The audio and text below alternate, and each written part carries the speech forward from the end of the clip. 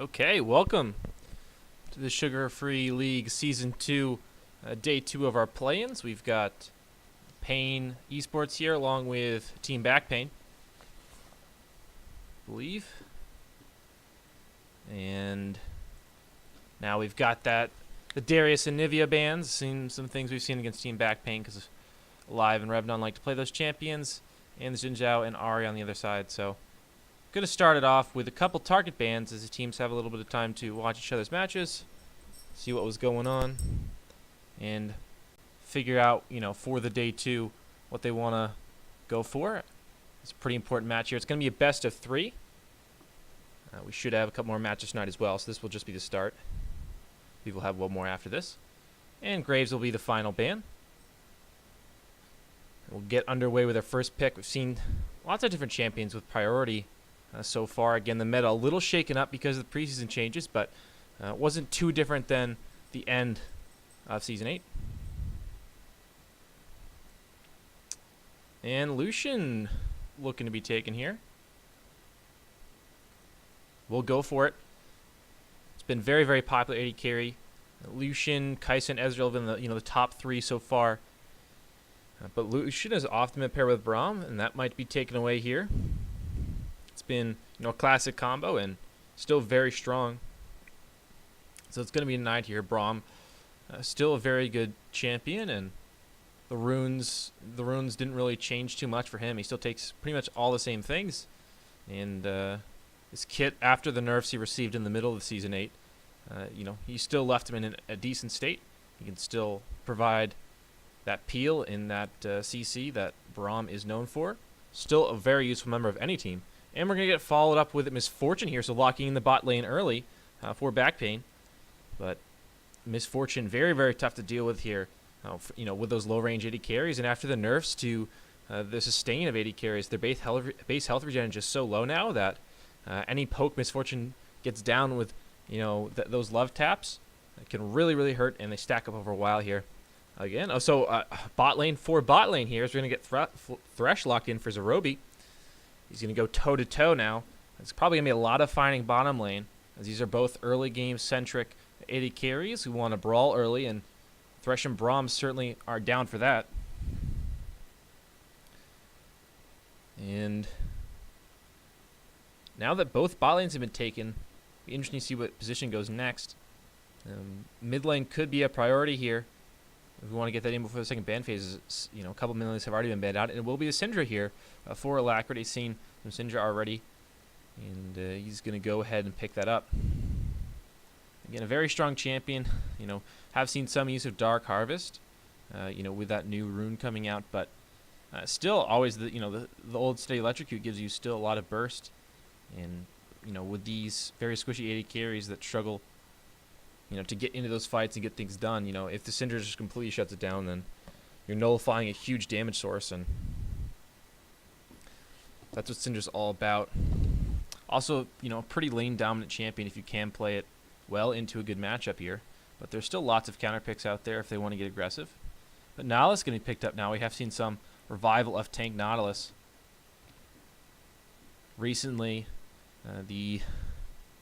was played against Renekton yesterday, and the Renekton did not fare very well in that matchup. To be fair, there was a big 2v2 skirmish up top lane, and that it went in favor of the Nautilus, and so he got ahead in that lane. But once he got ahead, he just stacked armor, got the Sunfire Cape, got the Ninja Tabi, and that Renekton could struggle to even break the W shield, so it's basically impossible for him to win that matchup after that. So hey, Nautilus is always good, always will provide CC, and once he gets to a certain point, he gets so tanky that's just impossible to take him down. We're going to hit the Lee Sin ban here, the Karthus, the Trundle, and the GP. Karthus has been very popular in the bot lane, but still going to take that away as it's, it could still be played in pretty much any lane, even jungle if you really want to go that far. Especially with the smite changes coming back to the previous state, getting rid of that Monster Hunter debuff. So you can still go take the Raptor camps with Karthus now. If you're playing that in mid lane, you just go ahead, take your Raptors, grab your own jungler, steal the enemy Raptors. So it's very, very good overall right now, especially in a meta that does a lot of fighting and does a lot of skirmishing early, and uses the Dark Harvest very well. But we're going to get a Ziggs picked up here. Very exciting. I haven't seen too much Ziggs. recently, but a very long-range pokey mage that can outrange Syndra to some extent, and has very good wave clear here, which the team is suffering right now. Misfortune does not have a lot of good wave clear, so Ziggs can cover that weakness. We're going to get a Gragas and Aurelia response here. So Aurelia goes unbanned. We haven't seen, I don't think, any Aurelias, at least on stream. So very interesting to see that picked up. Still a very, very strong champion. Has seen a couple of bans, but no one actually willing to pick that one up. It's still a champion that takes a lot of skill, and you got to pilot it correctly. Gragas, another champion we've seen a little bit, does a lot of playmaking, getting around the map, and seen some AP builds, some tank builds. And the last pick will be Poppy here. So denying that those dashes are really good. Poppy's a very good champion into Aurelia, into Gragas. Lots of dashes there on that top side of the map. And another tank with CC to pair this up with the Ziggs and Misfortune. They have a lot of long-range damage, right? The Lucian is a champion that's very low range. And if he can't get in range, uses mobility and his, just very good damage. He gets mobility from Blade the Rune King, from his E-dash, and just a very good dueling champion. If he can't get in range of the Ziggs and Misfortune to do damage, they just sit back and hit him with their ults. It's very tough for him. So a bit of a longer range damage team comp with a big, very beefy front line here for Team Backbane. But Aurelia, never a champion to be underestimated.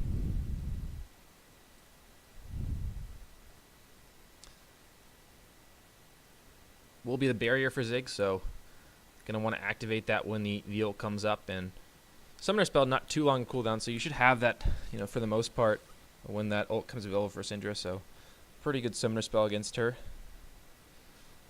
This gives you a lot of survivability because she does, rely on that burst to pick up the kills.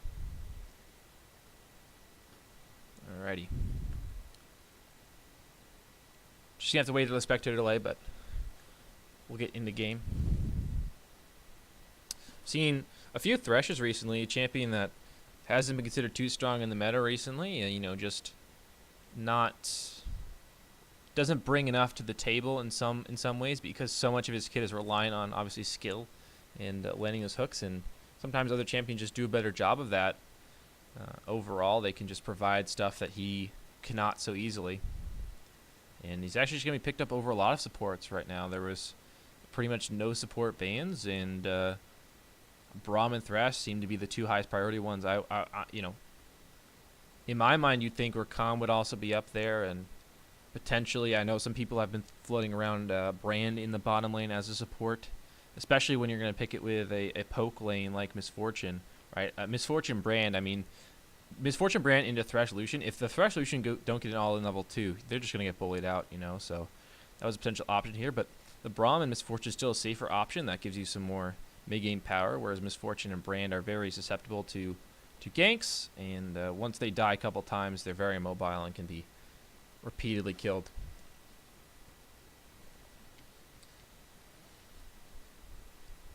Still, though, if you can pilot this Thresh correctly, it's a champion that's very, very hard to deal with, and with a little bit more CDR from the runes, and a little bit of CDR and mana given back on his Q in, I believe it was for the end of Season 8, one of the last 2 or 3 patches before the end of Season 8, he got a little bit of buff to that Q, the Death Sentence. But it hasn't really brought him back too much. It's still an old favorite of many support players, and you can see why. Very explosive plays coming out from the Thresh, a lot of playmaking ability, and just a very cool champion to watch.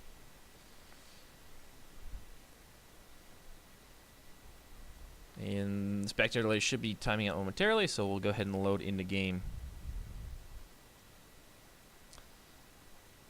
With the Monster Hunter debuff, going away now, I'm a little surprised we haven't seen some sort of champions trying to take advantage of that. I know Aatroxes were doing that. There was a slight nerf to the Aatrox, but you can still jungle pretty effectively and take Smite and try and steal away Raptor camps and just get an XP lead that way. So a little bit surprised someone hasn't, people haven't really tried that. Perhaps it's going on some of the off-stream games, but for the most part, we just haven't really seen that, exploit coming out. Even Talon may be coming back. Talon used to do that in the old metas of a couple months ago when Talon would take Smite and just take the Raptors. His W gives him so much wave clear, and then he buys Tiamat, and he just instantly clears waves and jungle camps, and he gets around the map and just exerts so much pressure. Alrighty.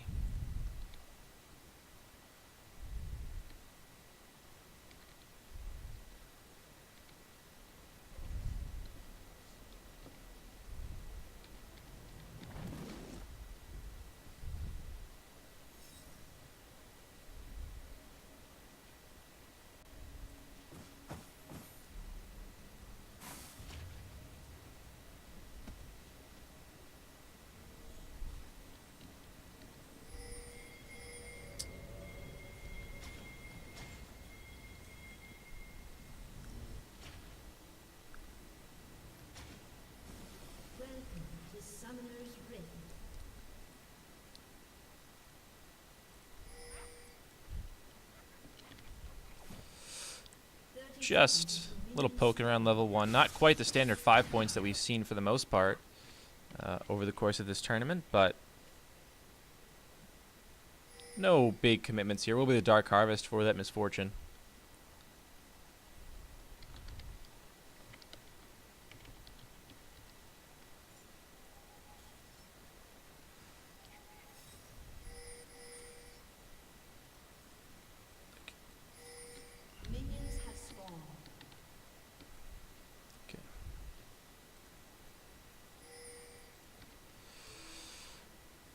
Okay, everything's set up here. We're going to get red starts from both junglers.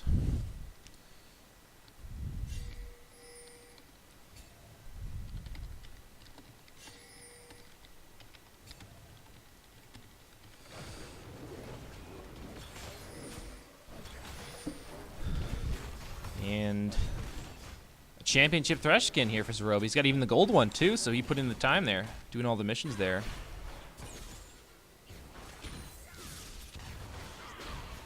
Poppy will start red as well.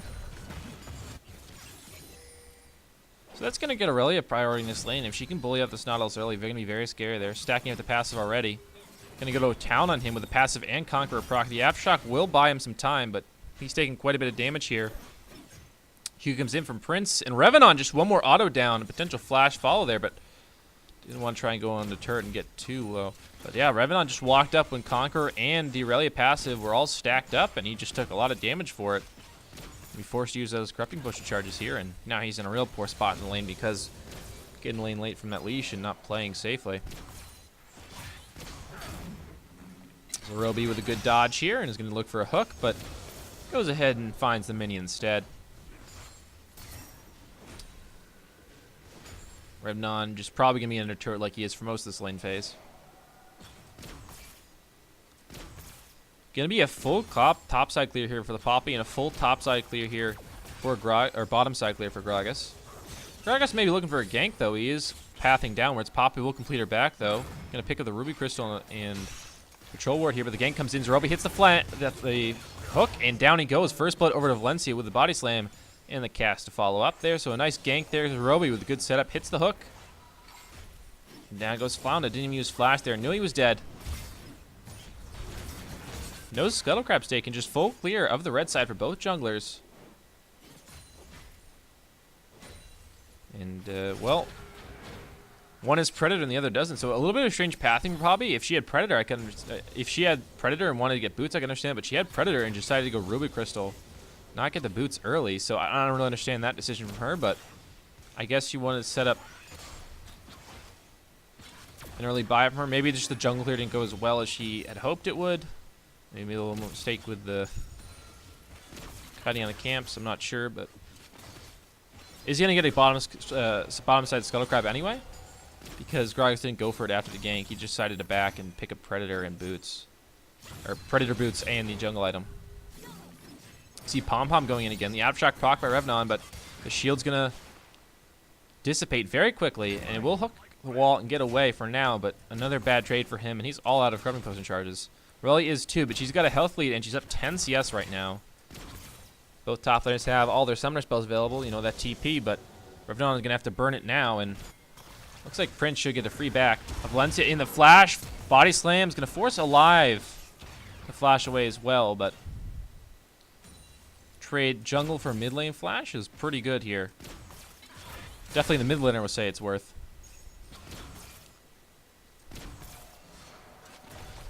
Now Zerobi getting aggressive again, looking for these hooks. Okay.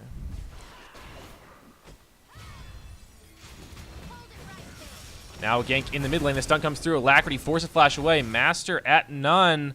Oh, the body slam from Valencia going to keep his mid laner alive. So a good counter gank there. We'll save his mid laner, but flash expended there. And the summoner spell ignite burn there for Alacrity. Live will burn the barrier. As well as Master None uses flash.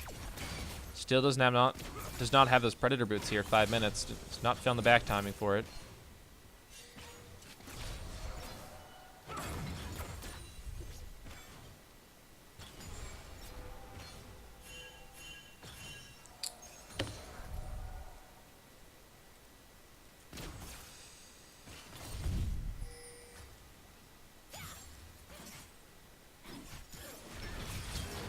Okay.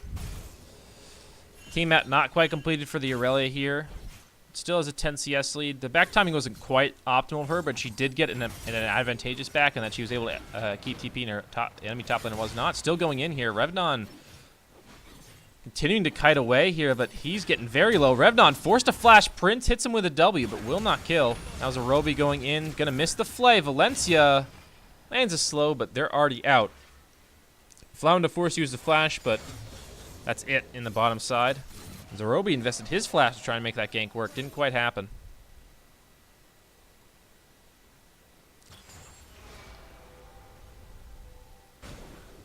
Now Revnon's still under this turret. He's having a rough laning phase. Went bad from level 1, and it's still going bad for him. He's hanging in there, though, like any true top laner. He's taking the abuse. Down 10 CS now. Jungle pretty even in CS. Just that kill, the first blood in the bottom lane gank, separating them right now. Poppy hasn't backed for quite a while. Backed after that first red side clear, and then hasn't backed since. Might just back here after this next camp, but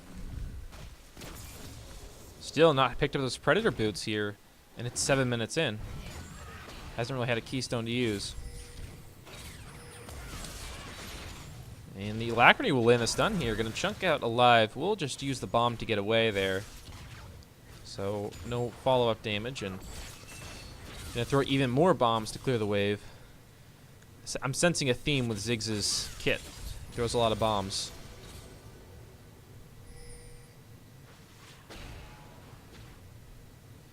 Now Alacrity's sitting pretty comfortable in this lane. He's a pretty confident laner. And seems to be one of the better mid lane players we've have. Live though, no slouch.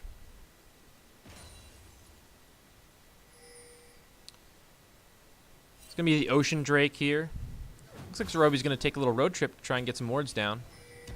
Scryer's Bloom will not spot that one.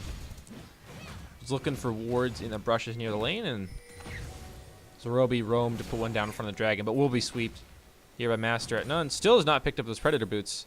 Decided to get the Bomby Cinder and the jungle item. So, who needs boots anyway? I've got a dash. Now Valencia coming in for a top lane gank. The stun will miss. Revnon, the body stun comes in and gets knocked back into Prince's ult, and that will kill him. A good cast there. And a kill here. Another one. Valencia now with 2 kill participations. Both his team's kills coming from his ganks. And a kill for Prince. Gonna set him up in the top lane. A big chunk there on E4 Mafia, though. Got hit with that double up. And now Alive gonna drop the ult on top of Valencia. Valencia is gonna go ahead and go down, but Alive will fall as well. Alacrity ends up getting the kill in the end. Now is Roby caught out here as Master at None finds him with the first successful gank of his own. Good setup there by Flounda. Neko Girl will come up with the kill in the end there. Going for that lethality build. Gets you a lot of burst damage. Even just picking up that serrated dirt can really, really hurt when people haven't quite picked up health yet. Thresh, no health. Neither does Lucian. Neither does Lucian, so.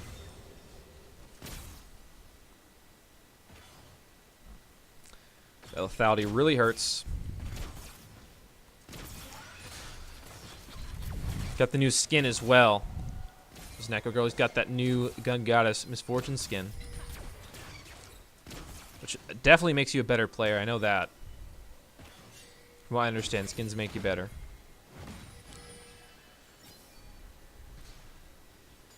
Now, Alacrity, he's walking into the river there, but he's got to be careful. The Poppy is there. They've got actually a ward here on the brush entering the blue side jungle here, so they're going to want to clear that out at some point here. It's been pretty good vision control on the bottom side for Master at None. He's been investing wards down there. Finally picked up the Predator boots. Okay, well, we've discovered the reason he actually hasn't picked up the Predator boots in the shop. He took the free boots from the runes, which is generally not what you go for with Predator. But I guess, I mean, hey, it's worth a lot of gold, and I don't know. I guess that's what. I guess it makes some sense. Not what I would do personally, but can't knock until you try it. There's a Roby's going to throw the hook, but it's going to miss. Another gank there, but not going to find anything this time is Valencia. Master at Num coming up top lane. Revnon lands the hook onto Prince. The dash is interrupted there. And Prince almost likely going to go down here, but he's got the flash. Flashes over the wall. Master None going to follow with his flash of his own. Going to aggro with that Rift Herald. He's still chasing. Here's Master None. And oh, the Ziggs bomb from downtown. We'll pick up that kill. In the meantime, though, the Dragon has started off. The Ocean getting low. The Smite coming in. Oh, Valencia will secure that. Necrogirl gets his ult interrupted. The heal comes through. He's going to go down. Zerobi, his Ignite takes him down. Flounder Pounder now all alone. And dead. At least he joins his teammate in death. Now Lacrity picks up that blue buff. Will find the ultimate onto Poppy, killing him. And Alive, not able to save his teammate. Going to be forced to run away now. As the rest of the crew is making their way up the river. Very nice play by Lacrity there. 2-on-1. Gets the blue buff secure. Lands the stun and the ultimate onto Master of None. Taking him out. Hook now lands.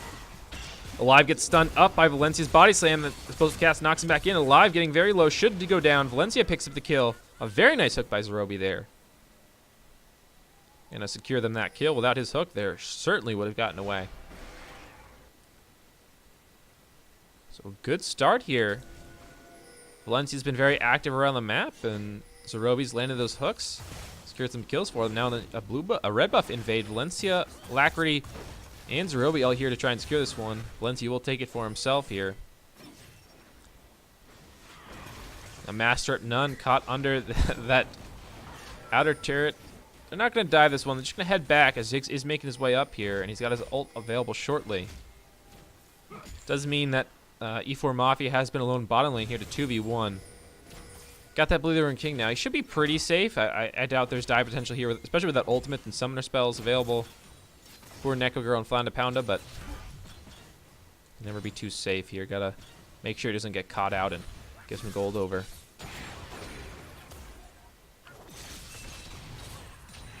But, you know, if you're an AD carry, you can just stay even while you support roams and gain advantages elsewhere on the map.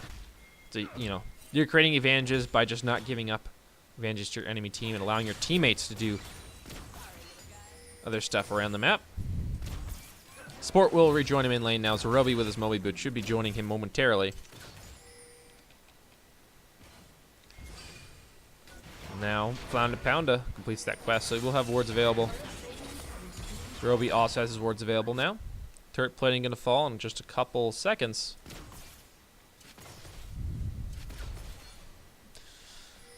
And a pretty big gold shutdown here on Alacrity. He's got 550 gold shutdown here. Just 2 kills for him, but that CS lead. And Zerobi's hook will just miss there. Flounder Pounda able to dodge that one out. Now Predator pop, Master at None. Chasing on Valencia, but a good lantern there. Very nice. Saving his jungle there. Zerobi with a lantern to get Valencia out.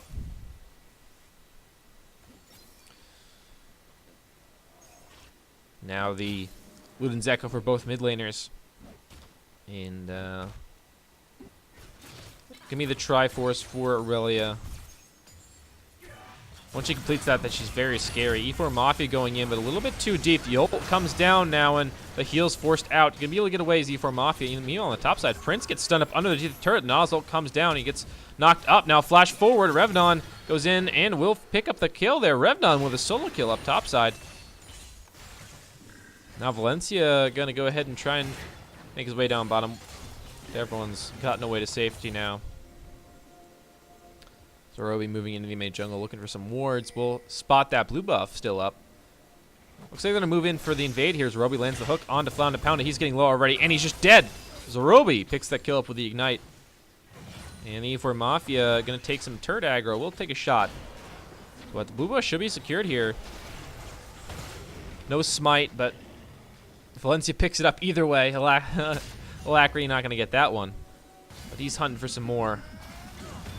And, oh, the hook misses and knocked away. Master of None able to knock that Zerobi away. Now he's turning on to E4 Mafia, but he's going to turn back and take him down. And Alacrity's going to get the credit for that one in the end. 3 kills now on the Sindra, and the bounty goes up again to 650. And the first turret will go down. Secured just as that mini wave died.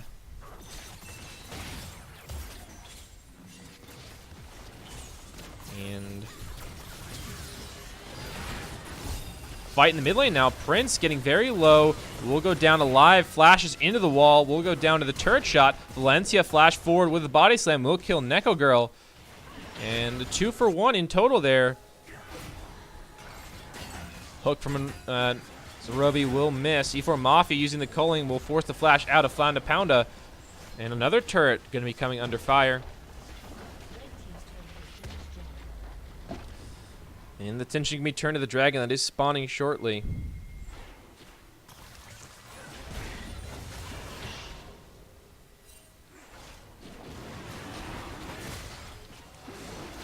Another ocean dragon here, will be the second one of the game.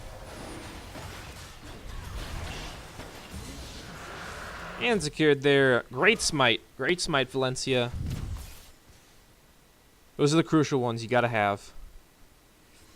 Gonna be a second lethality item here for Neko Girl. Yomu's, and we'll see if it's probably Dustblade, but could also be the Knight's Veil, I believe, is the other lethality item, but most likely the Dustblade. Pretty much no one buys the non-CDR lethality items just because it's just not as valuable, and the channel, the spell shield, isn't super valuable. They try to reduce the channel time, reduce the cost of that to get more people to buy it, but still no one's really picking that up. Because all those 80 casters want CDR, like all the people who buy lethality want CDR pretty much, so it's not very popular. Up is spawning again here, and Zerobi's looking in here, but there's 4 members now. He's going to get stunned up by this Braum passive, and he's going to go down. Team Backpaying going to get a shutdown there on a Zerobi. Now Prince caught it again. Nautilus ultimate hits him again. Master of None pops the Predator, trying to find his way onto Prince. Ziggs ult will miss. So will Poppy ultimate, and now they're going to turn their attention down to Rift Herald, but there's a big contest here. Oh, big burst here onto Flaunda. Down he goes. Alacrity going to get that kill. Now Revnon under fire. Will go down. Double kill here for Alacrity. Master at None going to pick up that Rift Herald, but will they be able to recover it here? Stunned up and killed. Valencia with a shutdown on a Master of None. And now they're going to have to protect this Rift Herald. They've got control. It's in the pit. It's unlikely they'll be able to claim this. And if they do, it'll most likely be at the cost of their lives. But Alive and Neko Girl still positioning around this, trying to get this one. Alacrity, they're getting aggressive here. Going to get chunked out by Neko Girl. The Dark Harvested pop on him. And the Comet from Alive after he got stunned up by those minefields, or slowed down by those minefields. But the Rift Herald should be held off. They're not going to be able to cover this one. Which is pretty big. The gold really, you really want the active. The gold's not really the value of the Rift Herald.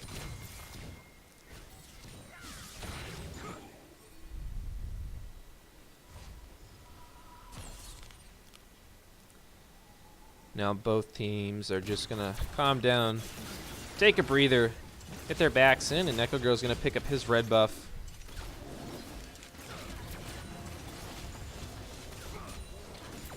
And some wards being cleared out here. It's going to be the Death Cap second here for Alive. Straight from Ludens into Death Cap. No silly pen items, no Zonias, none of that. Get that out of his face. It's Death Cap all the way. On the other side, though, the Oblivion Orb into Morello.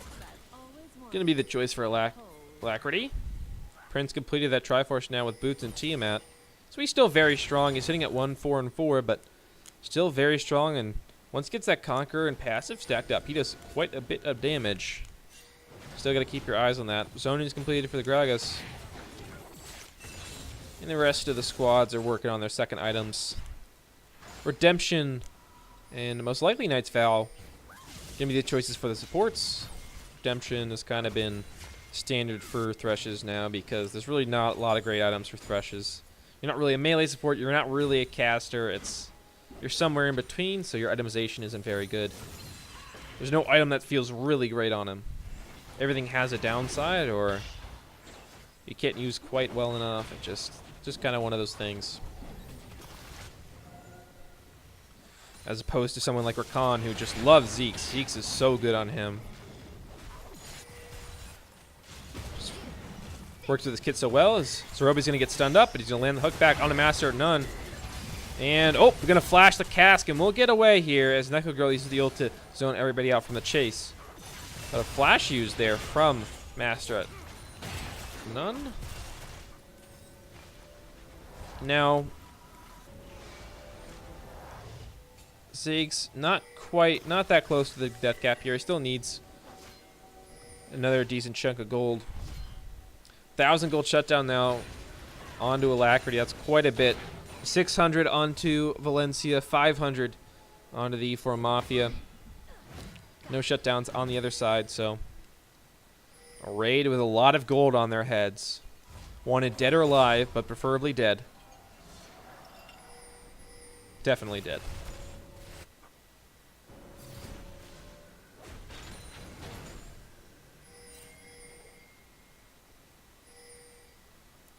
Revnon, though, bringing this Tank Nautilus top lane back into the meta. He really listened to that Is It Meta video, took it to heart, started just playing random stuff. Bring it all back. Gonna be a third Drake of the game here. With full map control right now, the Raid is just exerting that control, stacking up all the Drakes, hitting pressure on these turrets. They haven't even dropped a single turret of their own, and all the turrets are very healthy, so now Revnon forced to flash as the rest of the crew joins here. Raid exerting their pressure on the map. The wave will be cleared out here by the Ziggs. Alive exerting the pressure of that pick, and now Zerobi is going to get caught behind the turret with no help from his teammates. Going to pop the redemption, but he's all alone, and dead he is. Necrogirl picks up the kill. Went too deep. No help. Even flash there, but yeah, that was just a little bit too ambitious. His eyes was a bit bigger than his stomach there.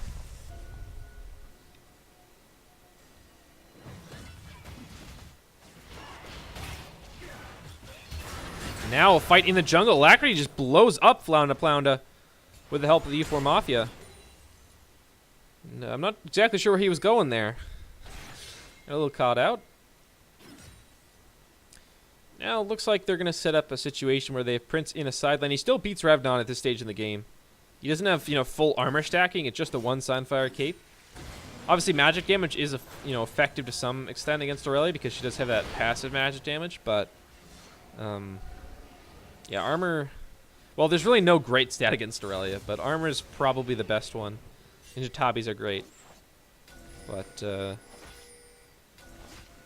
yeah, he's still tanky, but he's not gonna stand up to the Aurelia in the sideline. It's just not really gonna happen. So they can still exert that pressure in that 1v1. Valencia looking for something. He's standing out all alone. Well, they know. Okay. Well, that was a bit of awkward baiting here, but now Alive forced to flash away as he went a little too far forward. Revnon and Prince are going at it. In the top lane, Prince, again, still wins these trades pretty solidly. Not underneath the turret, of course, but if he can find him out all alone. Death cap completed for Alive, though. He's on that Luden's Echo and Death cap there. Still does a lot of damage here as the MR hasn't really been picked up. Flash forward, body slam. Knocks back Necrogirl here with the explosive cast. Gonna force the flash now. E4 Mafia going forward. Necrogirl can use the heal to stay alive. Master at none. Gonna knock one member away, but there's still two there. And Valencia gets that kill. Alacrity gets the credit for the kill on Alive. On the other side, and Prince and Revnon still going at it. The red buff going to be pulled over to the Baron. Alacrity's going to take that one for himself. So, oops. Oops, guys, my bad. Oops. And looks like it should be a free Baron.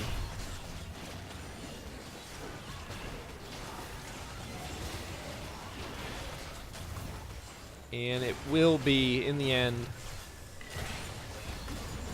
No chance to steal that one away, as Master None is just dead.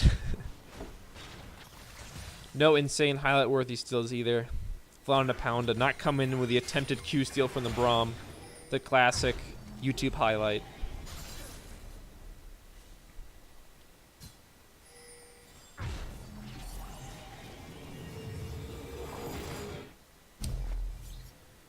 Now there's still a lot of shutdown gold on the Raid team right now. They've just got, I mean, if they get ace right now, that's an enormous amount of gold going over. Zerobi, the only one without a shutdown on him. He had one earlier on in the game, but gave that one up.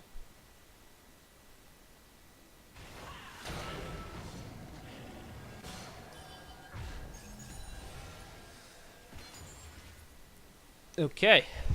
Now we move on to the next stage of the game, the fun Baron sieging part. Or we wait for something to happen while a live wave clears on the Ziggs. Necro Girl gonna try his hand at it too. But just initiating a split push now. They've got Prince up in the top side. Now Team Backpain's gonna have a real tough time holding us off. Alive can't be in everywhere at once. He can use the ult once to clear out a wave, you know, in the side lane, but that can only be used once or twice during the entirety of the Baron. So they're gonna have a tough time holding this one. Another turret already drops here in the mid lane, and now a move over to the top lane. Perhaps going to try and dive Revnon. He's already walking away. Going to use the hook onto the wall to try and make his way out. Oh, the channel here. The Popular Master not able to knock away Prince. Valencia uses the Zonies to buy some time, but in the meantime, Sport has been stunned up. Down goes the Thresh. Roby already downs Valencia with the Ignite taking on. Will go down to Shutdown. Already picked up. Prince going back in, though. Necro Girl will go down. U4 Mafia with a kill. Prince going to pick up one as well. Master at none using the dash to get out of the way, but he doesn't die to the minions. Valencia picks up that kill from the grave.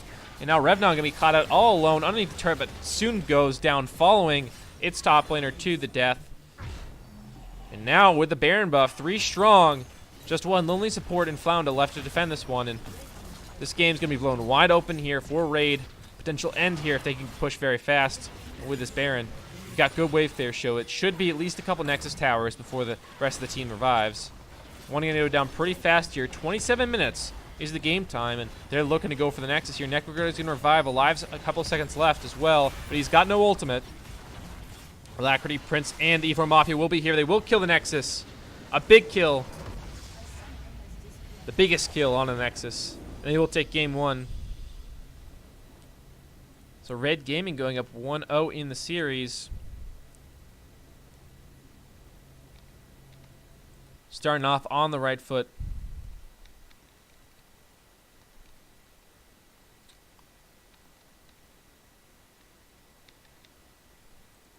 Okay. Pretty dominating game for them too. There was a few moments where Pain struck back, got some shutdowns, and the last fight didn't go too terribly. It was looking okay for a little bit.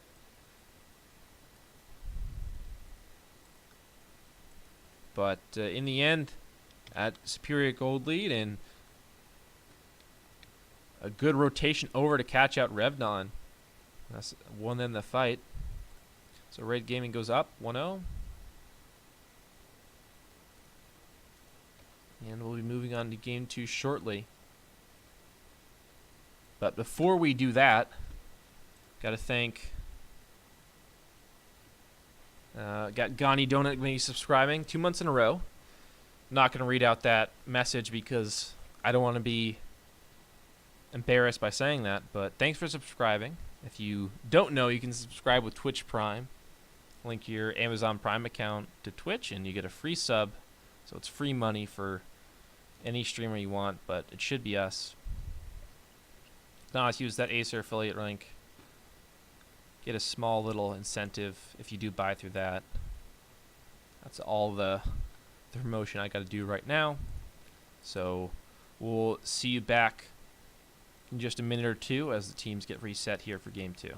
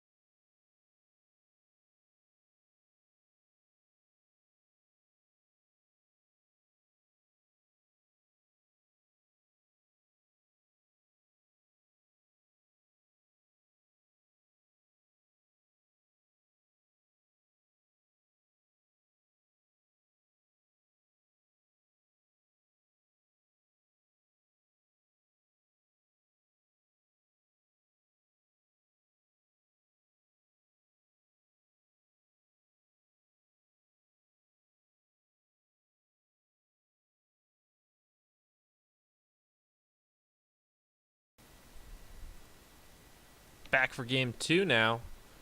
Raid Esports is up 1-0 now on Team Backpain. We'll see that Gragas ban now.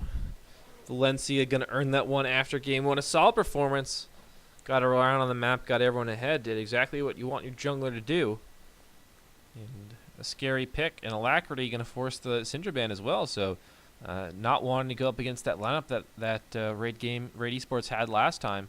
And Alive still going to draw that Anivia ban, and Revnon's still drawing the Darius ban, though, so not too much changed on the Raid side, but Team Backpain is feeling it right now, for sure.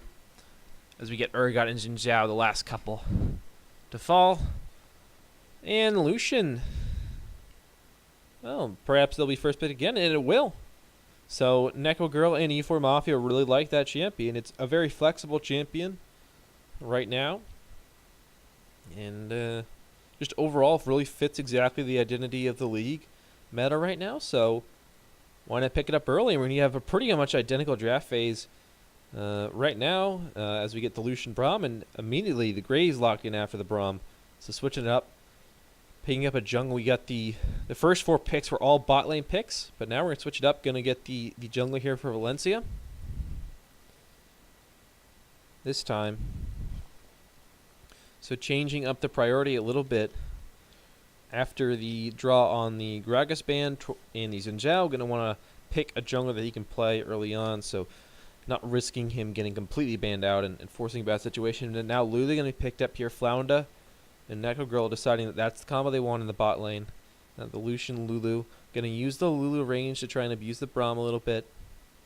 Also, possibly mid lane, but most likely support here. Not really the meta for Lulu mid lane, but still could work. Going to be the Aatrox now. Interesting to see if this is the Smite Aatrox or even just a jungle Aatrox, possibly, but will be the pick here. Still very strong champion on its own if you want to just run regular summoner spells and take it into one of the solo lanes. And now that the Syndra ban has come out and Ahri going to be hovered and perhaps taken. Oh, but Zed, that would be even more interesting if we take the Zed here. But no, we're going to go switch back to the Ahri here. Was banned in game 1, but now going to be available, so they're going to have pick that one up. Had some changes this season, got some buffs, then some nerfs to revert those buffs, and some interesting builds being innovated on with the Glacial Augment.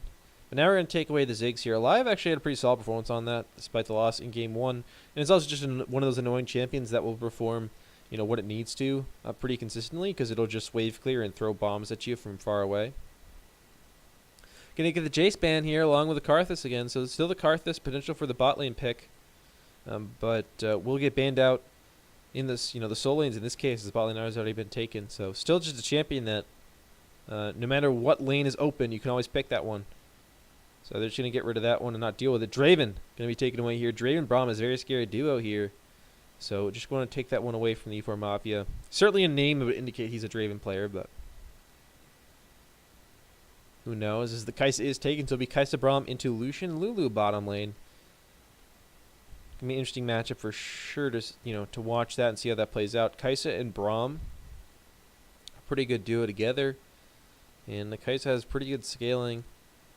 And along with the Graves, you're going to have pretty strong AD carries in the late game. In the mid to late game. Kai'Sa on 2 items, Graves on 2 items. Very scary champions. Garen, though, going to be the pick here. So that most likely means that Aatrox is mid lane. I mean, potentially jungle, but most likely mid lane. And Garen's going to be top lane here. And that's a blind Garen, pretty much. I don't really... I guess that's a pretty safe blind pick overall. Garen just one of those pretty flexible safe champs. As we get a Malzahar over, so this would mean Aatrox is jungle. That will be locked in. So Aatrox jungle, Garen top, Malzahar mid. So switching up their picks here. A bit unorthodox going with a Garen. Just not a very popular champion overall. And certainly not a popular champion in competitive play and organized play at all. But will we picked up? Of course, there's a lot of interesting builds you can do with Garen, which we'll get to in a moment. But before that, we're going to get the Gangplank here into the Garen. Gangplank coming out. We do have some AP damage in the mid lane and in the bottom lane. So why not pick a strong 80 damage, the top laner. Does mean they are wanting 4 CC. They do have the charm from Ahri and of course Braum CC, innate in his kit, but that's really all they have. Literally no CC from the jungle except for that little blind, and no CC from top laner. Either just slows So hard CC is not exactly something that they have in this team comp. So Brahm's going to have to pull his weight. Zerobi going to be on duty for that. On the other side, though, we get the Garen top lane in Malzahar. Throwback to, a dominant champion for like a year and a half now. It's been overall just a champion that's always been there until recently, just sort of fell out. Still, though, occasionally picked and going to be picked again. It's still a champion that's good in a lot of situations. It's always going to do what you want it to do. It's always going to press R and suppress someone and have, decent wave clear and just overall just going to be a solid mid laner, a solid mage. So you got to watch out for that.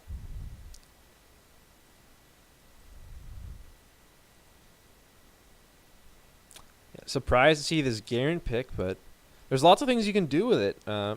Some things that people have tried, Predator with Garen's Q and Predator, you can try and close the gaps. Also seen someone building, early lethality with the Yomus. Again, more movement speed, provides you some burst damage early on. And Garen's ult does a heck of a lot of damage, and it's all true damage. So, against an enemy team that doesn't have a ton of health, not a ton of tankiness on the enemy side, Gangplank and Graves build a little bit of health, but other than that, there's really not a lot of tanky stats here. Garen's going to be able to pick off some important targets, and it's hard to miss point-and-click abilities. I know some bronze players find ways to do it, some iron players find some ways to do it, but overall it's hard to miss that, so it's a good counter to those stealthy AD carries like Kai'Sa, those hard to track down mobile champions like Ahri and Graves. So a nice simple champion to be your front line. And we do have the Aatrox jungle. Aatrox jungle clear was nerfed a little bit, but still very good, still very viable if played correctly. And Lucian Lulu combo, very interesting. Now, Lucian's double shot passive, I believe, does apply Lulu's on-hit damage, as it does apply the on-hit damage of things like Blade of the Roaring King. So the on-hit damage there potentially there for Lucian, which is an interesting little synergy they have. Lucian's one of those champions that has a lot of synergy with lots of different champions because of his double shot passive. And, of course, sitting across him is the Braum. Someone who pairs very well with Lucian. But that double shot passive, very interesting, has a lot of interesting interactions with other champions. So something to keep an eye on there. Using that passive when that Lulu steroid is on him to give that extra on-hit damage. But it looks like 3 AD wasn't enough to hold Graves down. He's still here. He's still in this meta. So we got to keep an eye on him.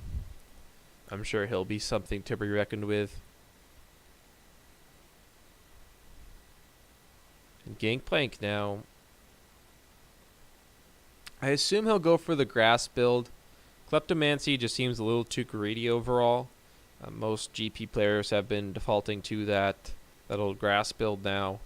And with that, unfortunately, the reworked Time Warp Tonic, the Biscuits, the Corrupting Potion, aren't quite as viable on him. That combo isn't quite as viable, but still certainly very good. And he still has a ton of sustain in lane. As long as you can keep his mana up, you can just, constantly harass the enemy with your grass procs.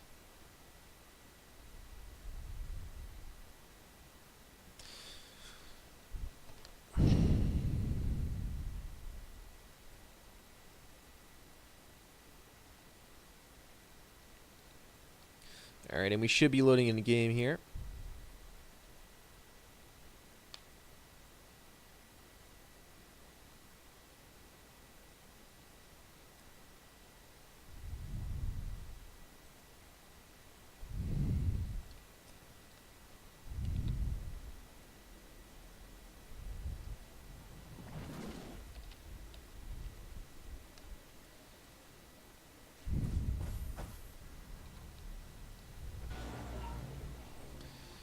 Okay. Game 2 now. Raid Esports is up 1 game on Team Backpain.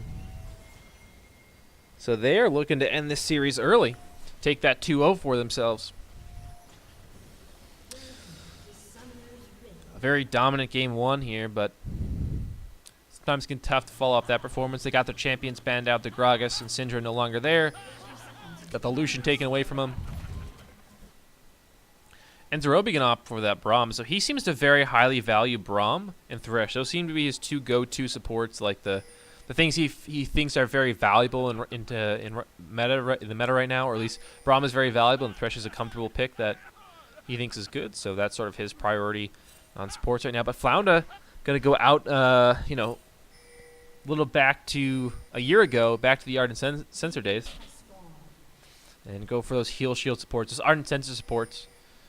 Of course, those can be made to work. I know, some high elo NA players like to use them, like Dual King, who I believe just got picked up by FlyQuest after that. After the scouting grounds, he's a player who prefers those Ardent Sensor supports. He really doesn't play the melee ones, even in metas that really are good for them. I know, in the scouting grounds, Braum was just a huge champion there, but he didn't even. I don't believe he played a single game of Braum.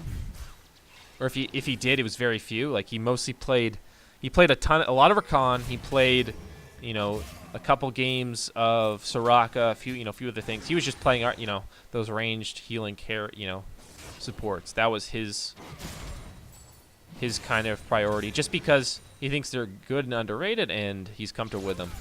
So sometimes comfortability with a champion can be more meaningful than just, this is really good in the meta right now. I also see Neko Girl starting that W on Lucian, which is sort of an adaptation a lot of players have taken to, because Q is a really good summoner spell, a really good ability rather, but you do have to set it up onto something, whereas W you can sort of proc you can use it a little bit more liberally. You can sort of W in and walk in, and then as the W is cast going forward and get those autos off, so it's a little bit more flexible. As I'm saying that though, there's a gank top lane now. Revnon caught out. Prince gets low, but First Blood will go over to Valencia here. Didn't think that was going to work, but ended up going well for them. There were wards in the river here. They knew where the Graves was, but ends up getting killed there top lane.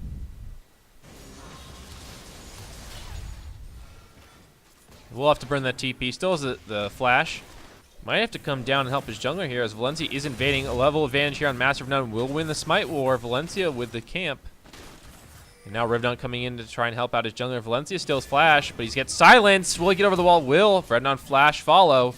Now alive here, but he gets the E off the space. Space Aids will take him down alive with the kill here.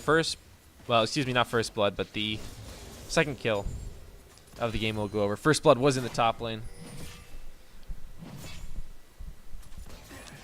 I'm like getting top laner. I have a short memory span, and then I think, like, oh, I won't die again if I just walk up to the enemy turret with no wards in the river. I can't die. And then sure enough, I do, and like, oh yeah, I forgot that happens. So channeling on my inner top laner for today. Master None trying to gank up top lane. Will land the first Q, and now that's a lot of damage. The silence come through. Prince will get the flash. But that was a very close call. There's silence there from Remnon. Silence isn't, an underrated sort of status effect that a lot, some abilities can affect. There's not a ton of them in the game, but when you do land it, like, it's almost sometimes as good as a stun. Not being able to use your flash or dash or just any abilities at all can really hamper you in those crucial, moments in fights.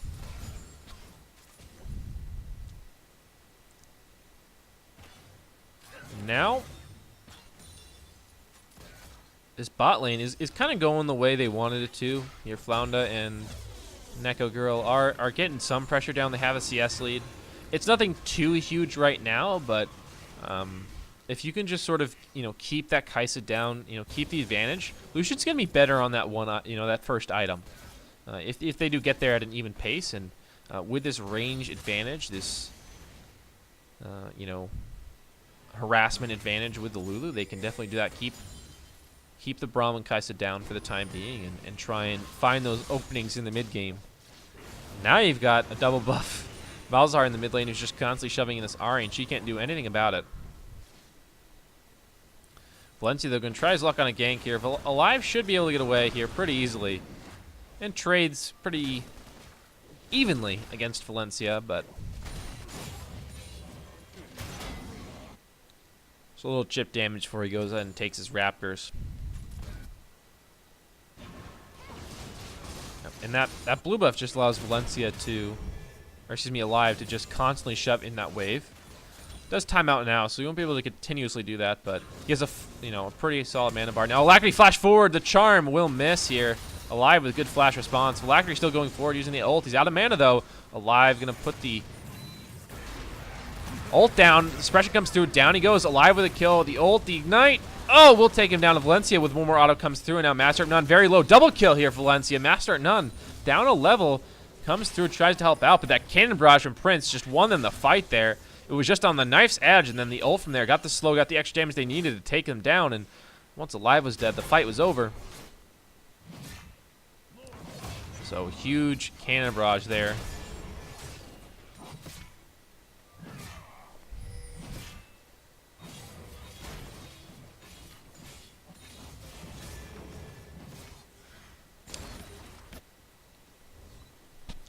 No.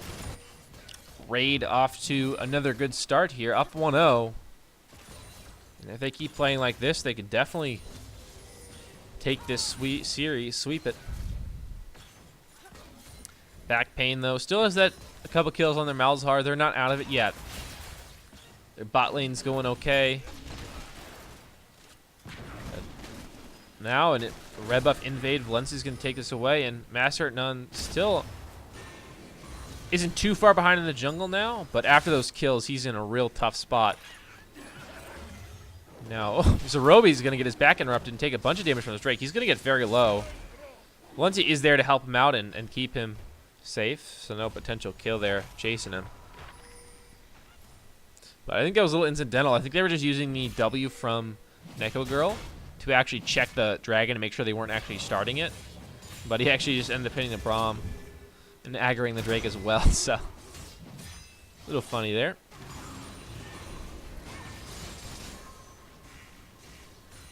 Oh no.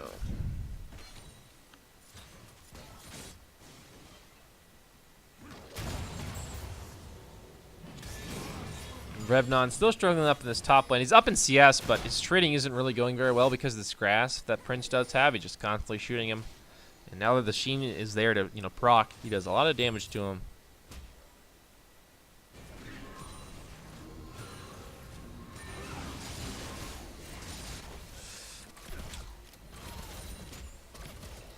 Mountain Drake first here. No one's really made a move for it, but it's a nice Drake to pick up, especially with the change to the turrets. If you can get that early Mountain Drake, you can get a couple extra plates down and get some extra gold into your pocket, so it's one of those Drakes that usually doesn't have a ton of value early game, but with a change to the turret plating, actually I think the value early definitely increased. As opposed to before the patch when like Ocean was a Drake you really wanted to take early because it sort of got you more value. It was more valuable earlier in the game you took it. Because the early sustain in lane just sort of helped you out and allowed you to dominate lanes a little bit more and get advantages that way, so it's had some hidden value. But now Mountain Drake, like a Drake that sort of matters a little bit more before that 14-minute mark than it did previously. Top lane play there, Valencia gets caught out as a little gank brush comes in. Revnon and Master at None trying to find something, but now Master at None gets very low. Valencia with a huge ult comes down as Prince slaps him to bring him low enough for Valencia to get the execute. Now TP here from Alive is going to try and help clear out this wave here before they get too many plates down. And the charm will miss there. Alacrity just going to miss that one. And E4 Mafia forced to run away there. Seeing that Lulu and Lucian synergy there. It does quite a bit of damage when they do full rotations. Now Revnon Alive still holding their own up in the top side here, just clearing out these minions. Revnon goes forward, but will pull back. Just going to slap the minions. Master at None still struggling in this jungle behind. Again, just a camp or two, but his XP is pretty bad right now. He's down about a level and a half. So Roby going to put up the shield. Absorbs a lot of damage with that one.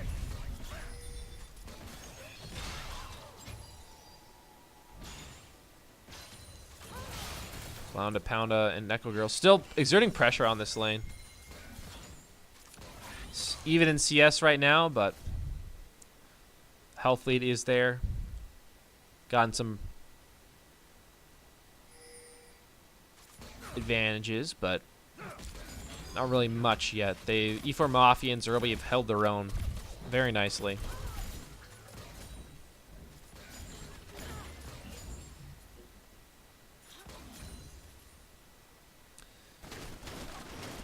And E4 Mafia sitting at a pretty comfortable, just under 10 CS a minute here. Like 9.1, 9.2. Same for Neko Girl. As Zerobi trying to contest his pink ward. Another one placed down. He's forced to flash away. And down he goes. Neko Girl going to kill him with the culling. TP in from a Prince. He's going to complete it now. No ability to cancel it after the last patch. And Prince going to go for the barrel combo. Will hit Neko Girl. Gets him low. Oh, Alacrity goes over the wall with the ultimate. The charm will miss. Master Nun did invest the flash though to try and catch Alacrity, but he's used the ult to get away, and everything was safe. So a good trade there. The barrel chain for Prince starting that all off, and then both teams overextended a little bit. Turn on to the Drake now. The turret plating just 2 more minutes on that, but Mountain Drake's still good to have no matter what. So they're going to go ahead and start this one up. Prince will invest the GP ult up top side to try and clear those minions. And, well, actually, Zerobi made his way up there to try and try his hand at wave clear. Master Nun now going to pop the ultimate and charge forward. Gets charmed up, and the Lulu ultimate comes down, but he's going to go into that ultimate passive and go down. Revives now. Prince charging forward. Will not find the damage he wants. Gets ignited, forced back. And flash away from alive, and he will stay alive. Now with E4 Mafia dead, just the mid, jungle, and top trying to contest this dragon here. It's a 4-on-3, but they are low on health. Master Nun, barely any health left. And it looks like the dragon will go over to Valencia. No attempt at a steal coming in from Master Nun. Had no ultimate, no flash. Very hard for him to get in there.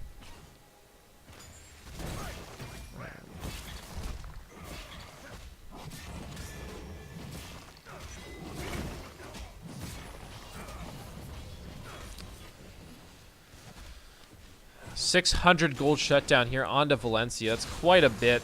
He's the only shutdown in the game, though, right now. The only kills for his team. As opposed to the kills being spread across him in AD carry positions on the other side for Team Backpain. So Raid playing multiple different styles here as... Oh, Alacrity finds a charm and will find the kill. The Ignite and Flash there used. I don't know if he needed to use the Ignite to gain the kill there, but in the end he does and gets out. Prince now finding himself in a bad position, uses the oranges to heal, but now Revnon just going to chase him down after using that ultimate. He's so low. The barrels come in, the slows come in. Now Prince, oh, the flash invested by Revnon will pick up the kill. The flash into the slap. Down he goes, but now Valencia coming in behind Revnon. He's down 2 levels, but Revnon is at half HP. Valencia's going to use that scanner to try and find Revnon. Will find him here. There's no red buff to continue to slows, and now Revnon, oh, he's so low, will go down. Valencia will find the killer. The red smite ticks him down, and down he goes. So Valencia will find a counter kill there up in the top side. 5 kills now for him. 700 kill shut down. Turret plating's gone down now. Raid's still looking to be in a solid position in this game. They've got their Kai'Sa to a pretty good point. She's died, but she stayed really, really in a good situation in farm. Stayed really close. Actually ahead of the enemy right now, the highest farm in the game. Did I say that?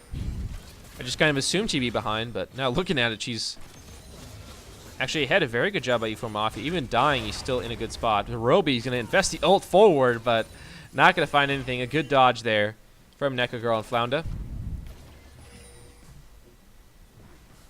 Now Alacrity and Alive moving down here to this bot side.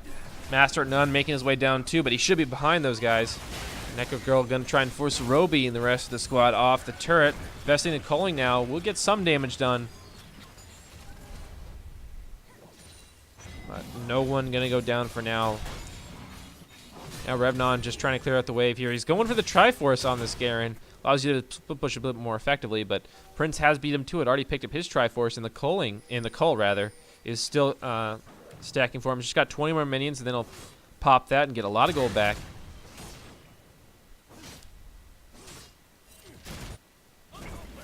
Valencia, very strong on the Graves right now. Completed the Warrior, looking to be going for the Storm Razor next. He's sitting on a lot of gold, I assume. And he just back and purchases next. He's on the Rift Herald right now. Revnon gonna force Prince back off his tower, but he's getting low himself trying to clear out those minions. And back he will go. As Valencia's gonna make his way down now. Revnon being chased. The cannon barrage is invested now, and Valencia will get it with the collateral damage. Another kill, 6 kills for Valencia. Now Alacrity trying to find Master None.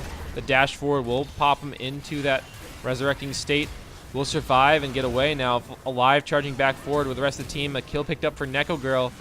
The charm lands though, and Master None goes down. Alive. See Overgrowth thrown down onto him, but he will be okay. Didn't really need that one. And now on the other side, though, the Rift Herald's smacking away, looking to get this inhibitor. Prince and Valencia is smacking away at this inhibitor. Already got the turret, and now should be getting these super minions to spawn in the top lane. And they will, and the kill pops at the same time.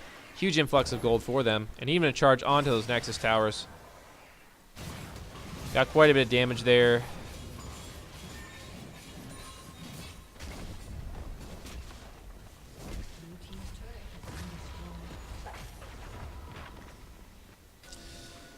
Now, with this an early inhibitor broken, thanks to that Mountain Drake and the Rift Herald, that's a lot of pressure to be on the map at 17 minutes. Not a ton of great wave clear, just alive with a wave clear really again after that game with the Ziggs. Now with the Malzahar, he's just the only real wave clear source.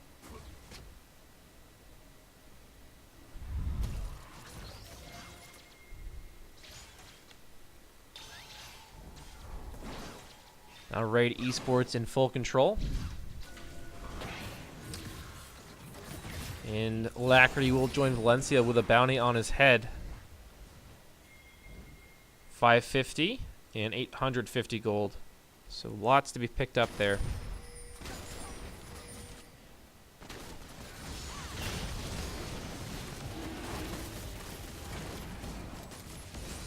Is an Infernal Drake, so a big one to pick up, and Valencia will smite that one again. Again, not a really attempt at a contest. Gonna make their way mid lane now. Live with that Luden's Echo should be able to keep this turret alive for a couple more waves, but you know, it's not gonna take much to blow this thing over. It might even go down this wave. Nope, will be another one before it goes down. Actually, the GP will walk up and kill that one with a Triforce proc. Now Alive gets charmed up. The Lulu comes in, but down he goes. Cannon Barrage goes down to Roby. Gonna pick up a kill on a Master of None. And Neko Girl found a pound on forced to run. Turn tail. Head back to their base. Meanwhile, E4 Mafia was picking up a ton of farm in the side lane, and now he's gonna join the rest of the team. Take down this turret. They've got the Mountain Drake. Got that Demolish proc, and down the turret will go. Now the inhibitor turret gonna be focused down, and that's 5 strong with a Triforce Gangplank, plus 280 carries. That's going to go down real quick. Now the inhibitor going to be turned on to. So that's a second inhibitor pre-20 minutes. 1920 going to be the second one going to be taken down. And now, completely blowing open the game is Raid. Looking to take this series nice and quick.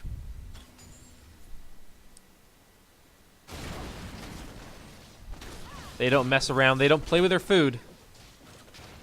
Red Esports now going to steal away the blue buff. Great jungler, knows how to smite and give blue buffs. Is there anything better? Well, Prince will miss that keg, but he's played a pretty solid game in the GP. He hasn't actually landed a kill yet, but he's participated in 6 of the 10 kills. Played a good macro game and had a good laning phase. Now Master None. Gonna go forward here. Gonna land the final Q on E4 Mafia. Gets very low. Now gonna pop the ultimate. Now Neko Girl gonna kite back. Has a Braum passive stacks on him, but we'll just run away for now. And no one ends up going down. Prince, though, gets very low. Braum gonna go ahead and save his life with those extra MR and armor stats coming through.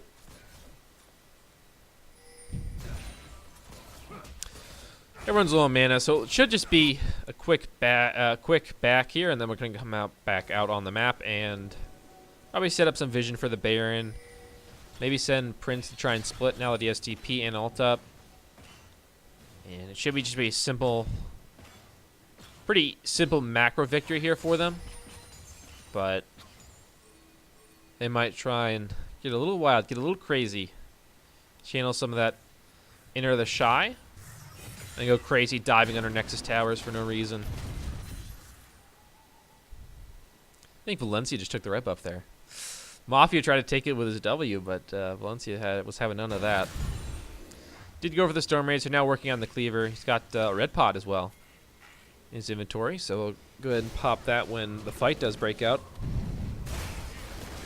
Baron will be started here. Another minute and a half on the Dragon, but E4 Mafia with that passive stacks. Valencia does a lot of damage to this. Like, it's going to go down very fast, and no contest here. Not even a Farsight ward available right now. 14 back pain, and with a Baron now in the bottom lane, Prince is going to be able to 2v1 and get pressure on this turret. Another back's going to come in to pick up some more items. Kaisa needs that Rage Blade, so she's going to go ahead and pick that one up, and Ronan Navicon going to be played for Alacrity. Yomu's for Prince. And they're going to try and siege up now with these items and try and end the game off this. They got double inhib. It's 22 minutes with Baron. This should be pretty simple for them to end this game, but we've seen crazier things happen. Now Prince charging forward on a Necrogirl. Ogre comes onto him. He's going to force flash away, but now Necrogirl's going to flash fall and kill him. And now the Flaunt Poundal will get caught on the side lane. Ult will be channeled here from Alive, but he will go down. Revnon charging forward. We'll pick up the kill here after a double from Valencia. Zerobi going to get chased down here by Revnon. Has the red buff. Will not be able to get away. Again, another flash follow from Revnon. Alacrity's going to charge forward with a charm. He's going to flash into that one. And Revnon will go down. The Unite also invests. Now E4 off into the other side, though, he's going to take down that third inhib. Baron minions will charge in. Oh, excuse me, the first one has respawned. That should be all three down once Alacrity and well, never mind. Forfeit vote will come in here, so Team Backpain will suffer their second defeat and lose the series. So Raid Gaming will take the series 2-0.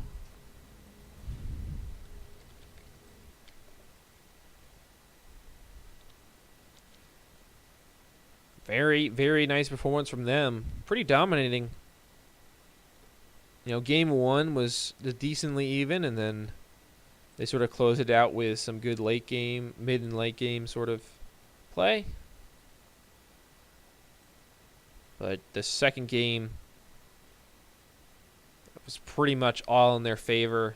You know, by that 5-6 minute mark, they were in firm control. Valencia, at first it seemed like Valencia was going to 1v9 and just go crazy, but in the end, his teammates came up and started saying, hey, we want to get some kills, and get kills they did. So another good series from them. Raid Esports will take the series 2-0 against Team Backpain. And I'll go ahead and see what the word is on our next series. So we'll see you guys in just a few moments, but stay tuned. Raid Esports does take the series 2-0 against Team Backpain, and we'll be back for another series in just a little bit, so stick around.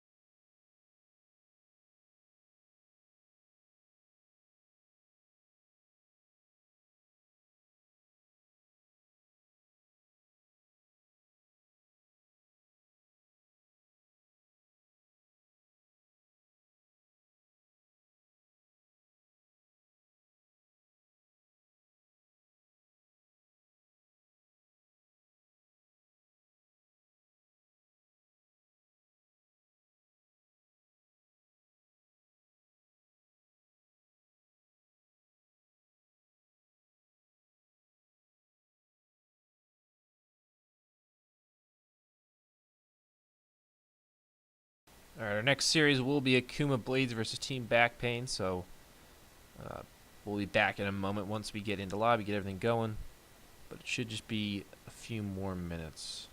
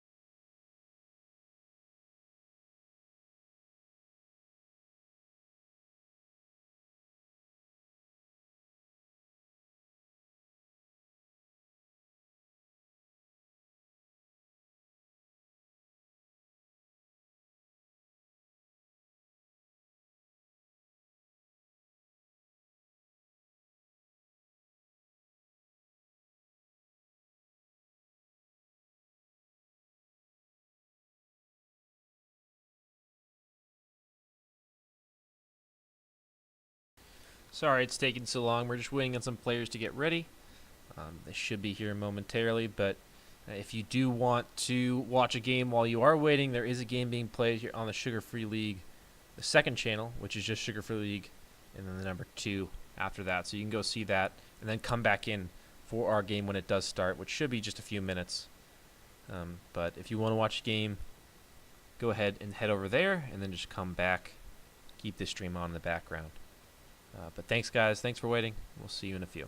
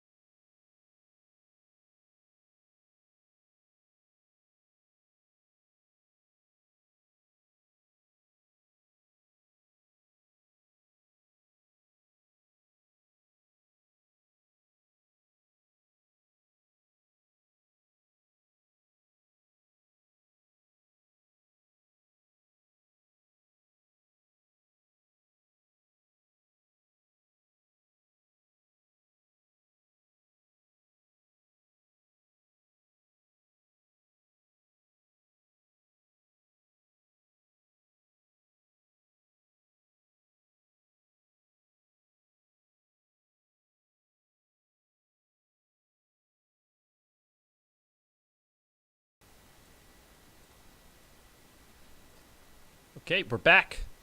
It was sudden. I wasn't expecting it, but we're back. And we're going to get Team Back Pain now underway versus the Akuma Blades. Saw Team Back Pain in the last series, but came up a little bit short, so they're going to have to play another series, trying to see if they can qualify. So after that last series, Akuma's going to go ahead and ban away the Lulu, since Flounder played that last time. Also, the Gragas going to be banned away. Master at None didn't really like playing against that one, so we're just going to take that away from the last series. And Zoe also going to be on the bench for this one. Champion's come back a little bit recently. Sometimes Dark Harvest, but just a champ that's seen some more popularity. Was nerfed a little bit a while ago, and then just kind of stopped being played. But it's still a scary, scary champion. She still one-shots people, I've heard.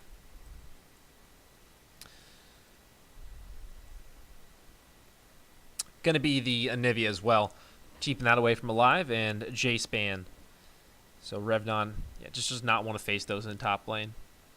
Jace is just such an impressive champion if played right. You've seen Khans, Jace, just those, at least Korean Jace players. I don't know if, we're in NA, maybe it won't be as good, but, Jace just so impressive in the top lane. Very hard to lane against. Aatrox's going to be the final ban here for Akuma. And another champion that was played in our last series. Not to great success, but still very strong. Darius, getting picked up for Revnon, has been banned away against him. Banned away in both games in the last series, and banned away pretty much every game I think we saw them on stream for back pain. So Darius going to finally fall into the hands of Revnon. Jace is banned. Like, this is the game for him. He's got the Ghost. He's got the Flash already hovered. It's going to be a big game from him. Lucian will be picked up here, but that does cost them. Lucian has been first picked, I think, in both games on stream today, and was first picked a couple games yesterday as well. Very, very strong AD carry right now. Kai'Sa's still open, though, if they want to respond to that Kai'Sa Braum combo we saw. And a couple jungle hovers here. Zac, Sejuani, Tank are on the menu for audio. Zac will be the final lock-in, so changing up on us, but going to stick with the Zac now. And a champion, once the Scuttle changes came around, it made it kind of hard for him to survive in the meta with the Scuttles. But after the nerfs to the Scuttle, the gold value, and then the XP and stuff, so it makes him a little bit more viable again. He's still that pretty good scaling tank that has a lot of gank potential once he gets a couple levels down into him. So very scary. And now they've picked in a mobile AD carry here. Ashe is going to be picked up alongside, well, we hovered a Soraka. Now going back to a Fiddlesticks maybe. A couple of interesting hovers there, but yeah, Ashe and a mobile AD carry. I mean, Zac could find his way into the backline onto her, but Thresh getting picked up. Ashe Thresh, pretty good combo. Slows, sets up Thresh hooks, and Thresh hooks can set up that Ashe arrow. And AD carries, they don't have a ton of experience with skill shots, so you got to baby them, set them up with that CC to hit that Ashe arrow. Neko Girl and Flounda. They've played a bunch of different styles here, gone from melee back to the Lulu Lucian lane. Now they're going back Ashe Thresh. Just a lot of different stuff we're seeing from them. And Braum going to be picked up here. So really Lucian Braum, a little interesting they gave that one over, but are going to go and say this is the priority for us. We think Ashe Thresh is better. It does outrange Lucian Braum significantly. Lucian Braum is a very low range duo. So if they can kite this well, they have pretty good sort of zone control with Thresh, being able to flay them away and disengage fights or just start them himself. I think the combo can definitely work against Lucian Braum, but it's still a very scary combo to give over. Will be the GP ban now. Revnon just trying to get rid of all these ranged top laners in the Jace and the Gangplank to try and get himself a good laning phase, and they're really setting him up for success here with this Darius pick. So he was hovering the Ghost earlier, so I assume he's gonna take that Flash Ghost Darius and try and dominate the lane. Gonna be the Corki ban and Elise Sin are the last couple bans. And now, we've already picked the AD carry, so I don't think we're gonna get a Draven, but it's potential for that Lucian being top lane. Actually wouldn't be a crazy thing to do. You want to range sort of a champion that can kite the Darius, and hey, Victor fits that build too. So potential for him to go top lane. Renekton to Victor. It will be Victor in the end. Now Victor did see many different nerfs to his Q.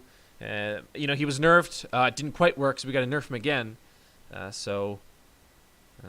Now he's more reliant on that AP, not as much on the base damage.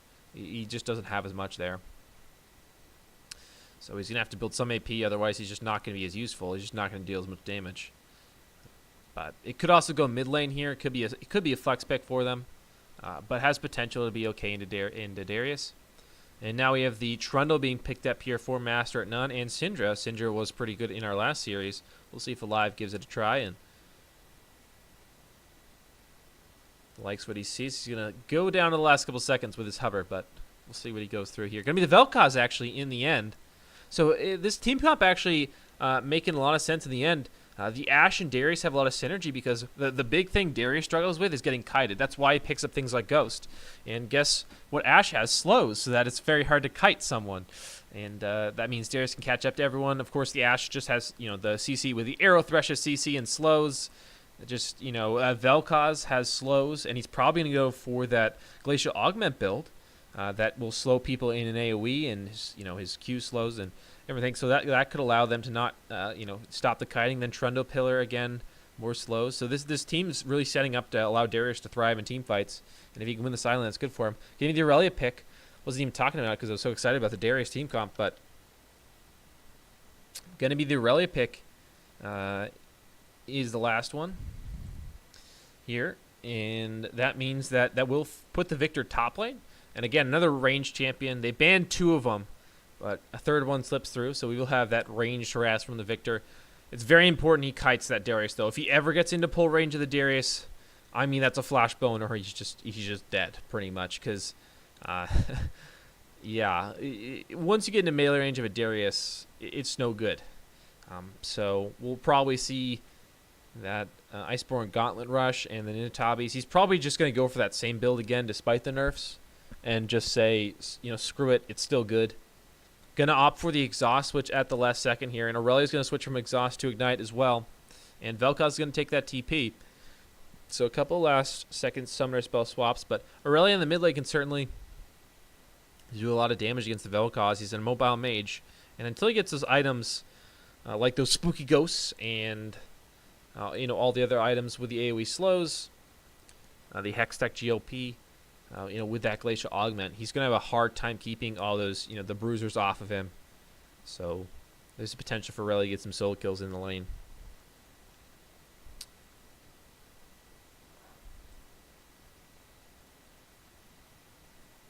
And, interesting to see this Ashe pick.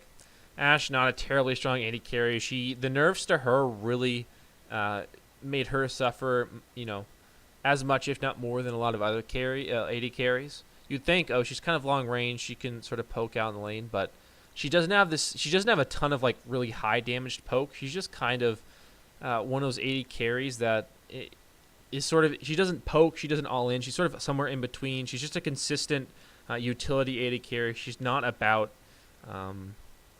big high pressure lane. She wants to just kind of go even and then play the mid game fights, right? So, and maybe get a little bit of lane pressure and turret damage with her range, but generally she's not someone who thrives a lot in fighting, and the changes to the HP and armor and things like that sort of encourage that a little bit more, or punished you if you couldn't avoid the fights and the poke. And Ashe is an immobile AD carry, and she often can't. So just did not really work well after, as well as the removal, or rather the rework of one of her most important items, Essence Reaver, which gave her CDR and mana back, which are both things Ashe needs. She can work without mana. She can certainly sustain up if you are smart about it, but without the CDR, she just becomes a lot less effective. Just less ultimates, less Ws in the slows. So, and even just utility-wise with the vision on her hawkshot. So, things like that really hurt her. And now she doesn't really have access to a good CDR item. Like, Essence Reaver is okay, but she needs crit. Like, there's literally scaling in her kit to give her more slows, per crit amount. So, she just suffered because of all that item rework and the space stat changes. Did start building Blade of the Ruined King instead, which is a good item on her on hit. She prefers to build attack speed. And she likes to build Blade of the Ruined King as well, because that gives her AoE slows on her auto attacks. And that applies the on hit damage in full effect. So that is something to look forward to. There also was a little bit of changing to her kit. They did buff her base slow. So the crits, when she crits, she does an increased slow. And when she normally auto attacks without a crit, she does like a normal slow amount. That normal slow amount was buffed to be a little bit higher, and the crit slow amount remained unchanged. So it is a slight buff, but it was like 5. It went from like 10% to 15%. I think it scaled a little bit on level, but it wasn't a real huge change, if I'm being honest. It was nice, but it didn't do a ton. But the other thing to note, Zach's back. I'm excited to see a Zach being played. Sometimes he's, when people think of tank champions, they think of like boring things that it's like, oh, it's another tank game, and but Zach is one of those champions. Like, it's a tank, but it's super entertaining to watch. Like, you know, when you see a Zac flying in from out of nowhere, you know, from Fog of War, flying in, bouncing around, like, it's actually a pretty interesting, fun champion to watch. And you know, I'm excited to see it just because we haven't been able to see many Zacs recently. So we'll get it this time, and hopefully the Trundle won't completely bully the Zac, but unfortunately it is one of the better counters to tank junglers.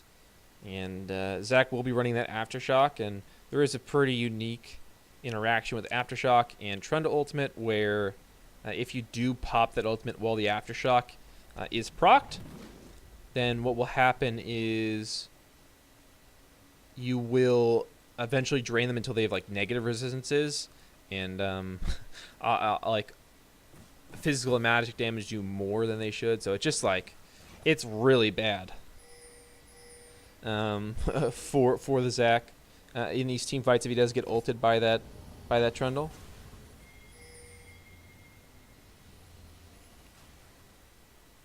That is a bit of an issue.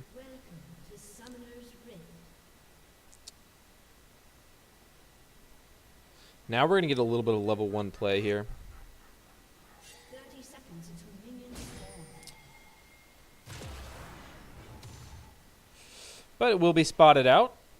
A little bit of spells being thrown out, but no one going to find anything. Just a couple wards going to be placed down. Akuma going to use that invade. Know that it's safe to walk up and ward that red buff now. And they should get some information on the starting position of Master at None, which is very helpful, especially when you're playing a champion that does not want to run into the enemy jungler early. Audio does not want to go ahead and fight that Trundle in the river anytime. Also important to note that Nyrus did take the exhaust. So there's no TPs available at all on Akuma's side. So Audio's Bloblets will never be able to be saved. So that is something to note. Does mean Nyrus has exhaust, so he's playing more lane dominant, will allow him to have a much better chance of staying, in a solid place in this lane, not getting completely run over by this Darius. He just needs to survive that early game, and then he should be winning comfortably against this Darius. If he can get to that first, get that Q evolve going, or the Q augment.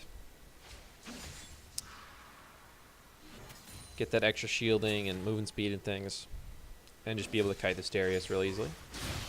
Revnon going to start out for the first Q. Get some damage down.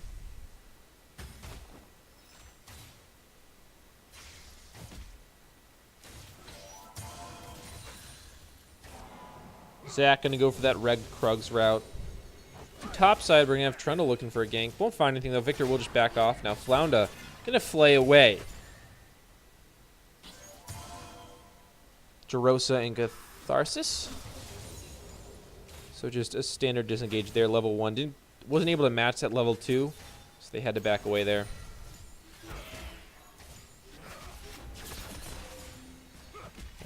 The reason they couldn't reach that level 2 despite having a range advantage was they did leash, as opposed to Catharsis and Jarosa not having to leash, because Zac did start topside on the red buff.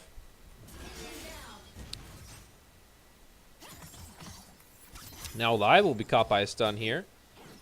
Fluke will go in, proccing the Conqueror. Got some passive attacks down as well, and will force out the defensive stun there from Alive. Misses in. A good trade for Fluke. Alive has to be very careful in this lane. Didn't even go to his defensive summer spell. Went for the teleport. So he's going to be in very big trouble if too many of these stuns land from Aurelia, especially when she hits that level 6 mark. It's very, very tough.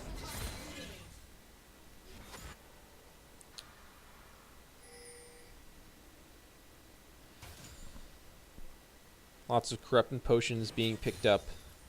Aurelia and Victor still want to go for that one, despite Timer Atomic being nerfed. Well, just completely reworked, actually, but in essence, it was a nerf. It's an inferior version of the previous one.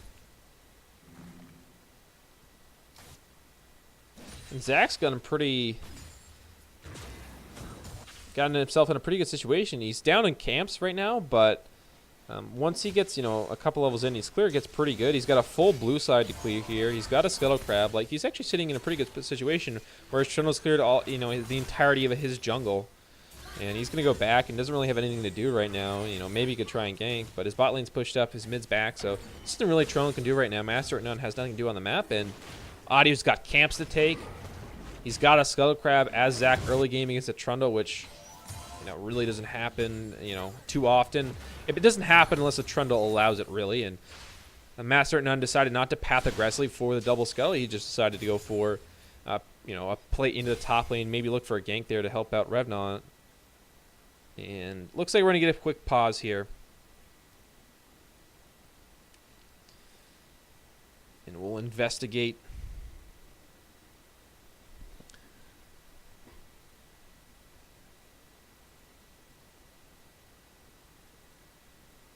So it should just be a few moments, and then we'll get back in the game.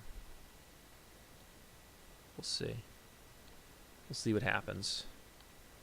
But until then, more podcast time for us. See, the Victor is still strong. I would have thought after these nerfs that the top lane Victor, with that, the Q. The Q upgrade first, in that, the Iceborne Gauntlet, the Abyssal Mask, that kind of build would just kind of be dead, but I guess these nerfs didn't do it either. Maybe it's more a situational pick now. It's not like always a good thing, but hey, if you can't nerf it the first time, if the first nerfs don't work, the second nerfs don't work, I don't know what will. At a certain point, like, the champion's just gonna be, unless you completely destroy the champion, or I suppose you can make all his abilities a ratio, give him no base damage. The champion's just gonna be insane. So who knows? Either way. Okay. Should be getting back here momentarily. Looks like we're almost ready to unpause.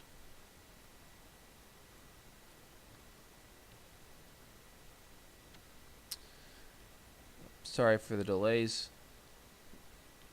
Blame it on the players. It's not me.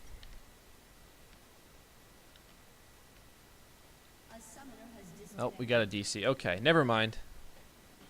We're not getting back in the game. More podcast time. I know I'm pretty excited for the upcoming seasons of competitive League of Legends. I know we've had a ton of big roster moves in NA, in Korea, in all the regions really, but NA and Korea have been the big ones. I think have been the biggest headline ones. I've always been a fan of Teddy, who's now the SKT AD carry, along with Mata as his support, and he's been struggling on the generic Green Wings for a little while now. So it's nice to see him get onto a team that could be a bit more competitively viable, could test in the LCK, and I'm excited to see him. He's just a very fun player to watch. He's just very good, And I honestly might miss the days though of the generic Green Wings where it was 4 supports and Teddy, because it was just funny to watch, because you'd see like, it sucked when the AD carry meta kind of went away, but when the AD carry meta was there and Teddy was on point, it was incredible. It was just incredible to watch him. And, I remember a game, him actually versus SKT, where it was like the record-setting, 96-minute game or something, or was it longer than that? I can't quite remember. Perhaps we broke 100 minutes, but I remember it set records, and it was just entertaining to watch, because Teddy just hard carried that thing and willed his team to a victory. I mean, no, the ironic 500 CS silver win condition, but it actually turned out to be true that day, as I think he broke 1,000 CS, setting again set a record on that too. It was just incredible stuff. I mean, of course, in that situation, you have to give credit to the rest of the team as well. Like, Teddy can't. It's 4 supports and a Teddy, but if you don't have the 4 supports, Teddy still doesn't work. So So sometimes people overlook, hey, a support's just support. Like it's all about what the carry's doing. It's in the name. The carry's carrying the support. But sometimes, well, I'm going to interrupt here as Master Nun's going to go in for a gank. Revnon has popped Ghost and is doing a ton of damage to Nyrus. Nyrus going to accept his death and give over first blood. Just not going to give over the assist skill. So smart there to walk back in and just limit the amount of gold that's actually going to be giving over. And it's also going to kill him a bit quicker, so that he respawns a bit quicker, can have the potential to catch this wave. Drew aggro and drew the minion wave across. So unfortunately he has no teleport though, so he's not going to get back to the top lane, and he's going to miss an entire wave. Audio's going to pick it up though, so it's going to be okay in the end. The experience will be salvaged, but again, that's going to set him up for a bad spot. Master Nun has been looking for a gank top lane. He pathed there originally in the first clear. Now, meanwhile, bottom side, Jaroz is going to stun up Flounder Pounder. He will be forced to flash away. No Ignite invested, but Catharsis and Jaroz are getting the better there of Neko Girl and Flounder.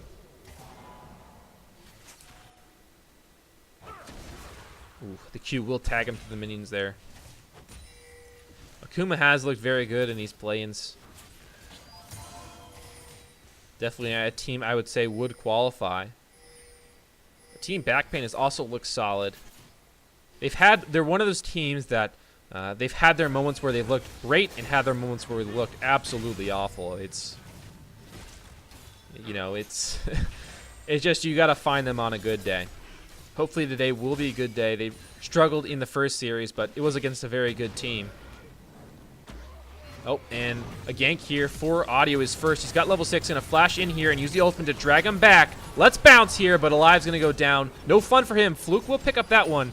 And Master Atnon going to go ahead and chomp on his favorite goo monster, but don't want to get that stuck in your teeth.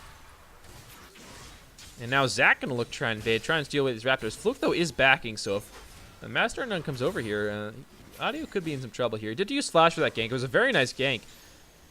Used the flash and then the ultimate though. Said let's bounce him right back into Fluke, and Fluke picked up the kill there with the ignite. So a level 6 gank is the first gank, but it is successful. And we'll pick up the first kill there for Akuma. Now Neko Girl to be caught out. The lantern's there, but they're blocking it. Oh no, Neko Girl's got no way out. The lantern is blocked. 3 wards invested, but I call that worth. First kill goes over in the bottom lane. Neko Girl goes down. Exhaust used for Nyrus. The ult. Nope. Gonna survive. Nyrus not gonna die this time, but uses both summoner spells. So in the end, better to use both summoner spells and live than just die, but that's comes at a heavy price. Now Revnon is in a good situation in this lane. Like, if he got bullied out in the early stage, like if Nyrus survived, got to that first upgrade, and then started taking over. Oh, in the meantime, Fluke and Master are going to go at it over at this red buff. Zach is not on this side of the map, so it will just be a pure 1v1 unless Revnon comes down, which he will. Nyrus is not going to join him, though. And Alive is making his way down, so it's going to be an unfair 3-on-1. As Neko Girl and Flounder Pounder will find out that Audio is down there taking the Krugs, and they will salvage those last couple Krugs there. But Audio did steal away the big one. And the red buff will be stolen as well, as they got the 3-man invade there. Master None getting help from his laners to secure that one. Now Revnon going to go ahead and pull in Nyrus here. He's got the W slow, and now he's going to ult him. The bleed, will it pick it? Yep, it will. Picks up the kill. Revnon, second kill of the game here. And a second death for Nyrus, now suffering a 40 CS lead difference, which will only increase now as Revnon pushes in that wave. And yeah, things are not looking good. Revnon got the Darius. He got to ban away all the ranged champions, and they decided to pull out another one that had just been recently nerfed, the Victor, but Nyrus is not having a fun time.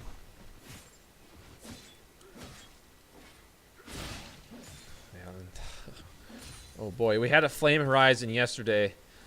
I can't say, like call it now, but if this lead continues to go, go in his favor, Revnon is just going to force Nyrus off. Like, Nyrus cannot contest Revnon at any point.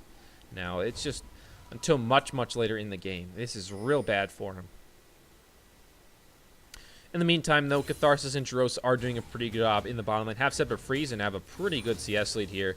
Neko Girl and Flounder Pounder suffering 25 CS difference. Flounder Pounder now gets ignited. We'll flay them away instead of zone ultimate, but we will go down. The box is not enough. Wanted to take them to the rodeo, but ride they did, and ride that horse straight into the ground. Down goes Flounder. So now 2 deaths on this bottom lane. So a complete polar opposite. The top side, you know, if one team's doing really well, but the bot side is doing horribly, and then vice versa. So we'll see which lane reigns supreme. Is bot lane still broken, or is this the meta of the top laners?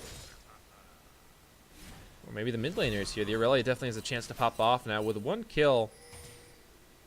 And gonna skip this Tiamat. See, most of the time in mid lane, Aurelias will skip Tiamat and just go straight for Triforce, as opposed to top lane where they get the Tiamat. And Fluke's going for that. Gonna skip the Tiamat. I think the reason for this is mostly that they have the wave clear. If they have blue buff, they have the wave clear, because they can just spam their spells like the E and W and just use that to wave clear. So in the mid lane, you get the blue buffs. No need for the Tiamat. Audio again coming bot side, looking for something in the jungle. Won't find anything. Again, we get a first Drake, Ocean Drake.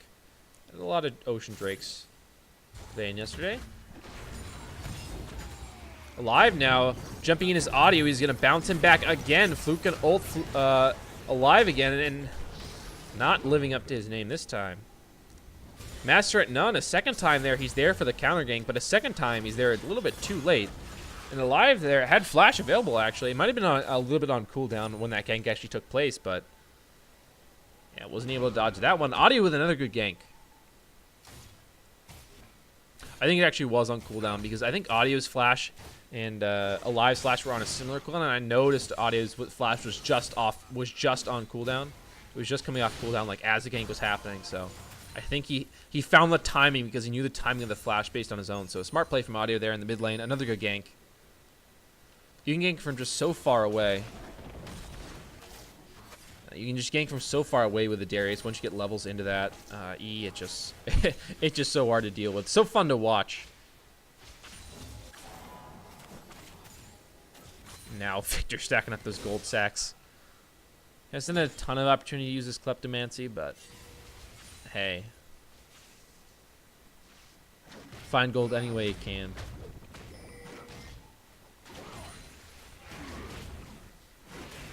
Triforce has now been completed, and a 550 gold shutdown now on to Fluke. Zach has put a lot of resources towards mid lane, trying to get Fluke ahead, and ahead he has gotten him. Oh, an Ash arrow from downtown. I didn't even see that one going. Revnon's going to pick up a free kill, courtesy of NecoGirl. Oh no, the shield comes in. Nyrus. Oh, no, the bleed does get him. I was worried there for a second. The shield came in. And even the Corrupting Potion was ticking now. But Audio's going to try and get a counter kill onto Revnon here. He's backing in the bush, but Audio's here. Will interrupt it. Fluke coming in. The stun misses. Revnon pops Ghost. Will he be able to run away? The ult misses. Oh no, Fluke missed the ult. And now Ghost comes in. He's going to slow him up. Now bot lane. The hook is landing for Vlad Pounda, but he's going to go down as Catharsis is going to call him right out of this game. Fluke. Oh, the flash forward there from Alive will kill Fluke. Now, a lot of action going on here as the turret plating is about to fall. Everything just... I can't believe that Ashe ultimate. That was from bottom lane. I think he was walking back to lane as he shot that based on the angle it came from, but that was incredible. I didn't even notice that going out. That was a beautiful Ashe ultimate.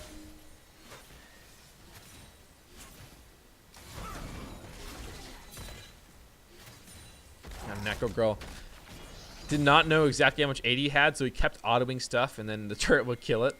He didn't realize that he shouldn't auto it, just wait for the turret to hit it and then auto. I'm quite used to the AD amount here. Always tricky when you get to that threshold of like, can I kill the range millions after one turret shot, or do I have to hit them first? Knowing the threshold is important.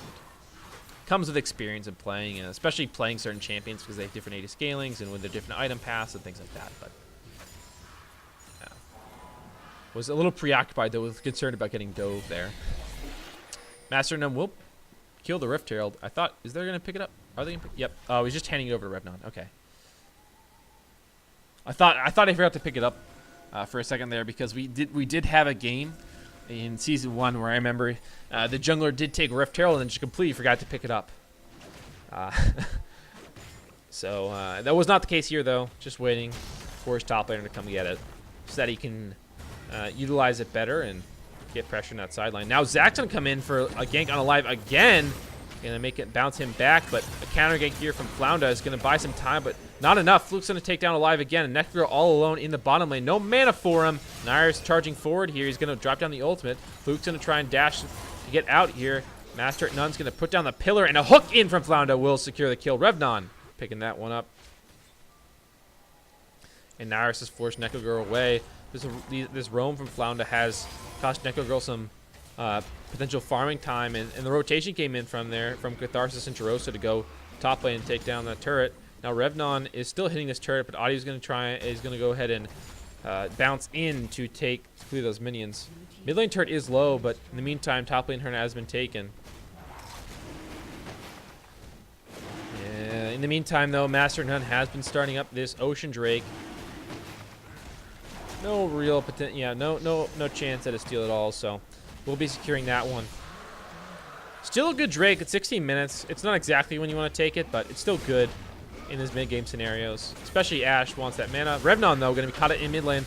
Jerosa comes down with the Braum ultimate. Now Revnon going to get the heal from his Q there. The Ghost coming in, but Audio will get him again. Knocks him up, and Revnon will go down. As Audio... You can't run away from... Can't run away from a Zac there. He's just got too much range on the, you know. He's a small little Zac now because he's low on HP, but he's big. He's big and hard.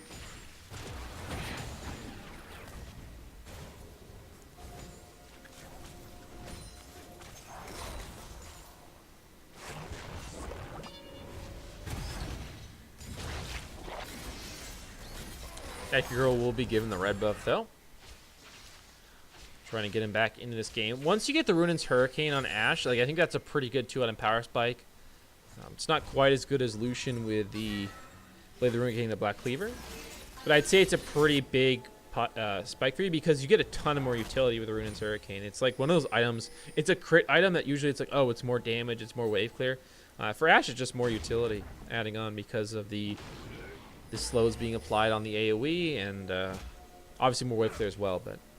Just kind of interesting, Ashe turning the traditional crit marksman, you know, on its head because of the way her kit works, and it's just kind of an interesting interaction, changing the way items are usually thought of because of her kit. Rift Turret will be dropped bottom lane here. There is a turret up, but it probably won't be for long. Audio will come in channeling. We'll find 2 with his ultimate, but a flash away from 1. Fountain Panel still gets dragged in here. Echo Girl uses the flash already, so we won't have that for the rest of the team fight here. The arrow goes to go down. Master None going to pick up the first kill. Zach's already in the Bloblet form. Shut down here for Revnon. Picks up 1 kill already. Nair's going to use the exhaust. He's going to run away now, but that's a 1-team fight. 3 down here. Alive going to flash forward. Will not find anything off that flash. Nair's going to flash in response. Now Baron spawning in a minute here, but the Rift Toad's still charging. We got to be concerned with that. Master None going to continue to go forward here. Nairus stayed a little bit too greedy. Use the flash. That's not getting him away. Rift Toad's still charging here. 19 minutes will be reached as the Reptile reaches the inhibitor turret, and will reach inhibitor shortly. Going to get one more charge off and should take down this inhibitor. It will, so a pretty 20-minute inhibitor right on the 19-minute mark. They pick that one up, and that's a big swing in the game here. It was looking, you know, iffy. They were in the lead, but Backpain certainly wasn't in complete control of the game, and now blowing up that inhibitor so early on in the game. They got a lot of gold in there, shutting down, you know, a few members, and that's a pretty big turn in the game for them.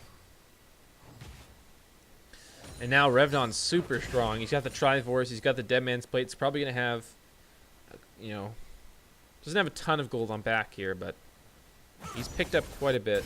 Oh, actually, he's already spent it. Never mind. I thought he was completing his back, but he's already spent it. So a big buy from him. And now we're going to play that Vision game. They have picked up the Skeletal Crab, so Akuma will have gold, or excuse me, Vision on this Baron for a little bit. But once that times out and Backpain has full vision control of this river, it's going to be very hard for them to face check into a Thresh, into an Ash Arrow. Like, there's just threatening spells from every member on the enemy team.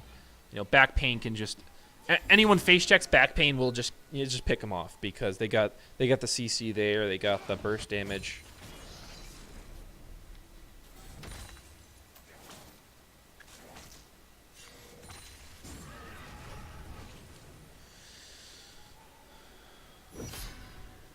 Now, Baron will be started up, will be spotted because of this Rift Scuttler.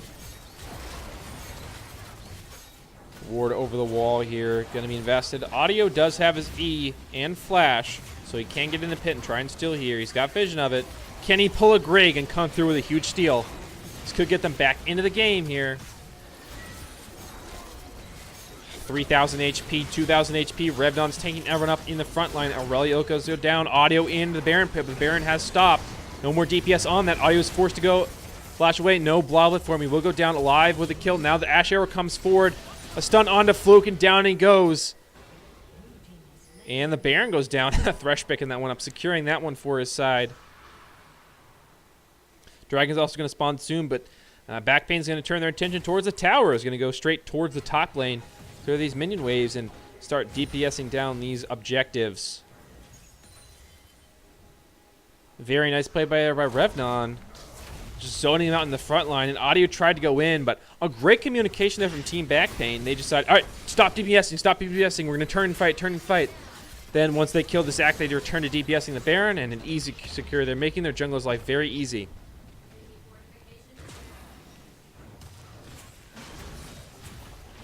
Continuing to knock away on this turret. This is going to be a second inhibitor of the game for them. A hook lands onto Audio. He's very tanky, though. It's going to be hard to kill him. And now this Incineration Light comes through. Will not quite find the kill as Falana Pound ends up going down in the end. Neko Girl's going to get knocked up here. Oh, the stretching strike there from Audio is going to miss. So Neko Girl will get away. The Warmog's rush for the Zac there. He doesn't quite have 3,000 HP. He's just about 100 off. Just needs a little bit more HP. Another level or a Ruby Crystal will get him that Warmog's passive so he can heal up extra out of combat. As you see him heading back to base, going to pick him some Crow Wards. Will not get the Ruby Crystal, so that means he still won't have the Warmog's Heart passive. Again, another straight Deathcap rush here. Alive going Luden's Echo into Deathcap straight up. He did this on Ziggs, and now he's doing it on the Vel'Koz, where he just goes straight to Deathcap as his second item. Pretty interesting build. I mean, I can see it makes some sense. There's really not a lot of MR. You don't really need a ton of utility. You just want to buy damage. The Luden's Echo gives you the CDR and mana that you need. Plus the blue buff. So it makes some sense here, especially when you have a champion that does true damage with an AP ratio. It makes a lot of sense. Another turret's going to drop here. The mid-inner is going to fall, and now they're looking towards that inhibitor turret, the inhibitor in the top lane. It is open right now. There's no minions for them here, though. So it's going to be a little bit more difficult to take this one. Bottom inhibitor still does not respawn, though. So those super minions still working their way down.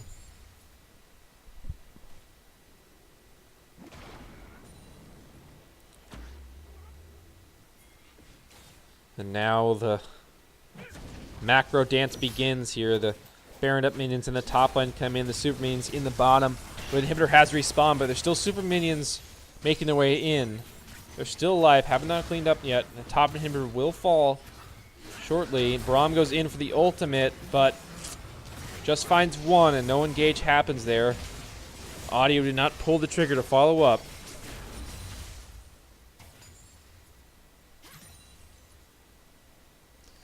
Audio does have enough for that Warmog's Heart passive now as he picked up that last Ruby Crystal. Threshold was increased to 3,000 instead of 2,800. Now, the trigger will be pulled. Audio going in. A big last bounce pulls two back. Now Discerning Ray comes in. Jerosa taking him up in the front line. Will stun up Revnon, but he will get stunned up by the Victor again. And now double kill for Revnon. He's going to heal up again. Triumph, huge. And now Thunderpound taking everyone in the middle there. Finds the kill with the Ignite on Nyrus. Now, Audio is going to go down into the Bloblet form. That should just be the game here for them. Only one member left alive. Just Jerosa to defend. And Akuma looks like he will be falling in game one to Back Pain. Team back pain after a rough series in their first series of the night, losing 0-2. They'll start it with a big win here with their second series of the night and looking to punch their ticket into the FSFL.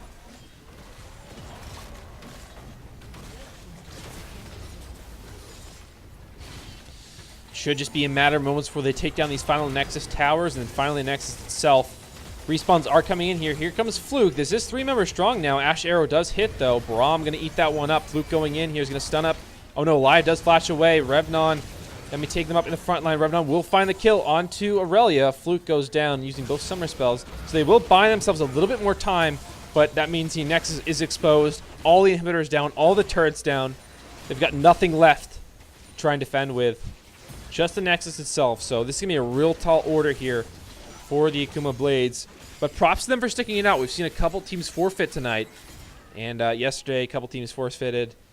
But they're sticking it out. They're playing it till the end. And this is what you need to do. Never give up on a game in competitive play. You can win any game in competitive play. You can always come back.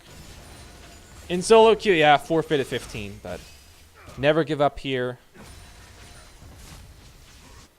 If you admit defeat, it's worse than just losing straight up. At least in my opinion, that's my opinion. My opinion is not reflective views of the USFL, and we should not hold them legally responsible, but there it is. That's my opinion. Controversial one at that.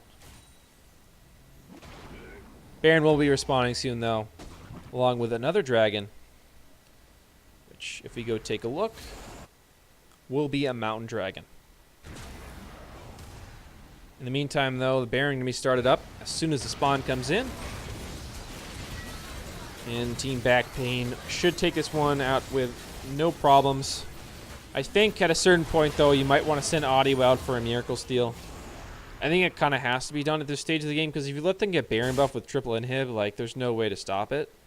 So I think you just kind of have to go for it. Either go for a full 5-on-5 or just rely on Audio to steal and have the rest of the team wave clear. Oh, the Ash will come down here. Audio gets stunned up. He's going to use the less bounce to just proc that Aftershock, but everyone's getting taken down. The Regeneration Beam finds the kill. Now Revnon charging forward. He finds 2 kills. Looking for Nyrus again. Going to find the 3rd kill. Looking for the Quadra on a Catharsis, but Catharsis will flash away, buy himself some time.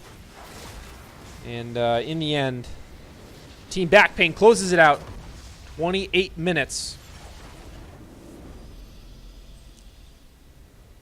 is the final game time. So Team Backpain will go up 1-0 in the series. A very solid game from them. Bouncing back after a tough first series.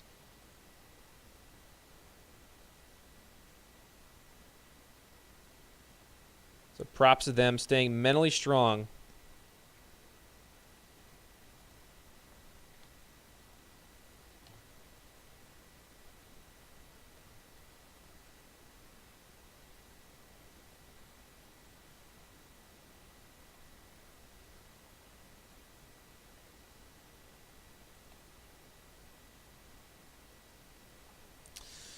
Okay, we're in the lobby for game 2, so it should be starting pretty quick.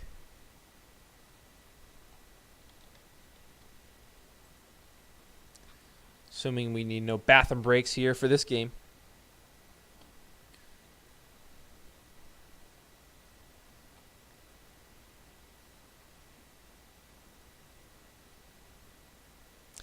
But you never know.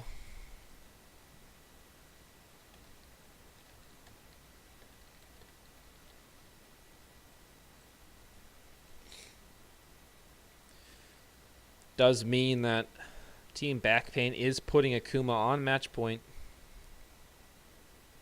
Just one more win here. They'll take the series.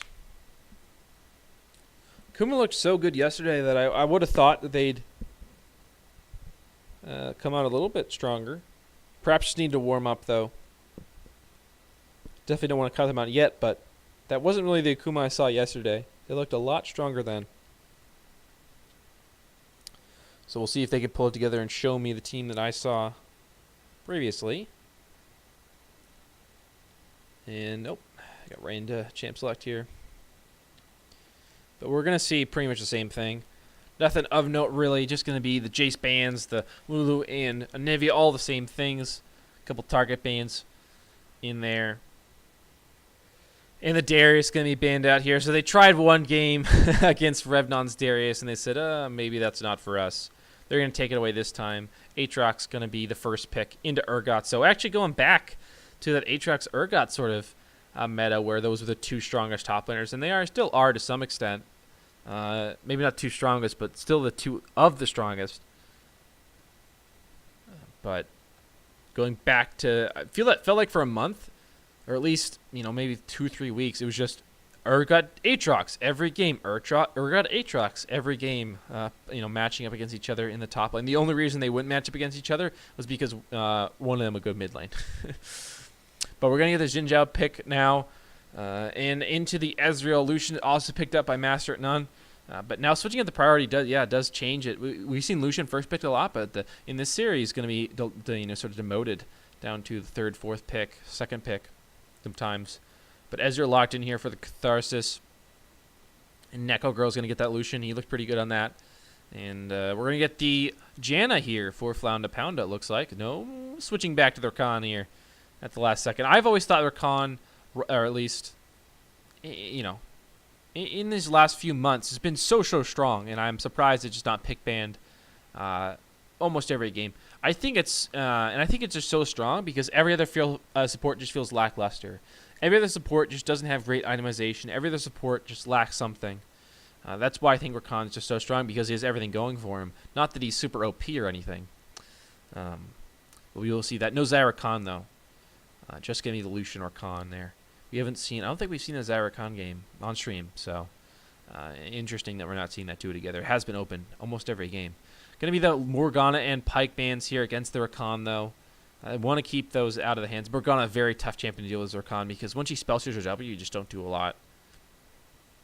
Give me the Graves and Lee Sin ban here for Akuma. Once they pick that Xin Zhao, they want to pick some stuff that can match up well against it, or ban some stuff that can match up well against it. Just keep that out of the hands of Master at None and force him into a bad situation. Make sure the Xin Zhao has a way to get around the map and make plays. Camille's still open, though. That's very, very important to note, is that Camille is still open right now, and that matches up pretty well into Xin Zhao. And Corki's going to need a pick here. It was banned earlier on, but because they're having to ban the Darius and the jungle, the jungle as well, and the other things they want to do to target ban, they're going to have to let the Corki through. Corki not super strong, but is a pick that I believe Alive likes to play. So, if he's comfortable on it and he wants to go for it, why not? As we see the Karma being picked up alongside this Ezreal. Could be a mid lane Karma. We did see a mid lane Karma the other day with the Pyke support. We were constantly debating whether the Pyke was going support or mid lane. But we do know it's going to be mid lane now. Will be mid lane Karma with the Thresh and Ezreal, which is honestly a little bit surprising to see Thresh and Ezreal, because that's not a great combo together. Specifically, I'm not entirely sure about this pick.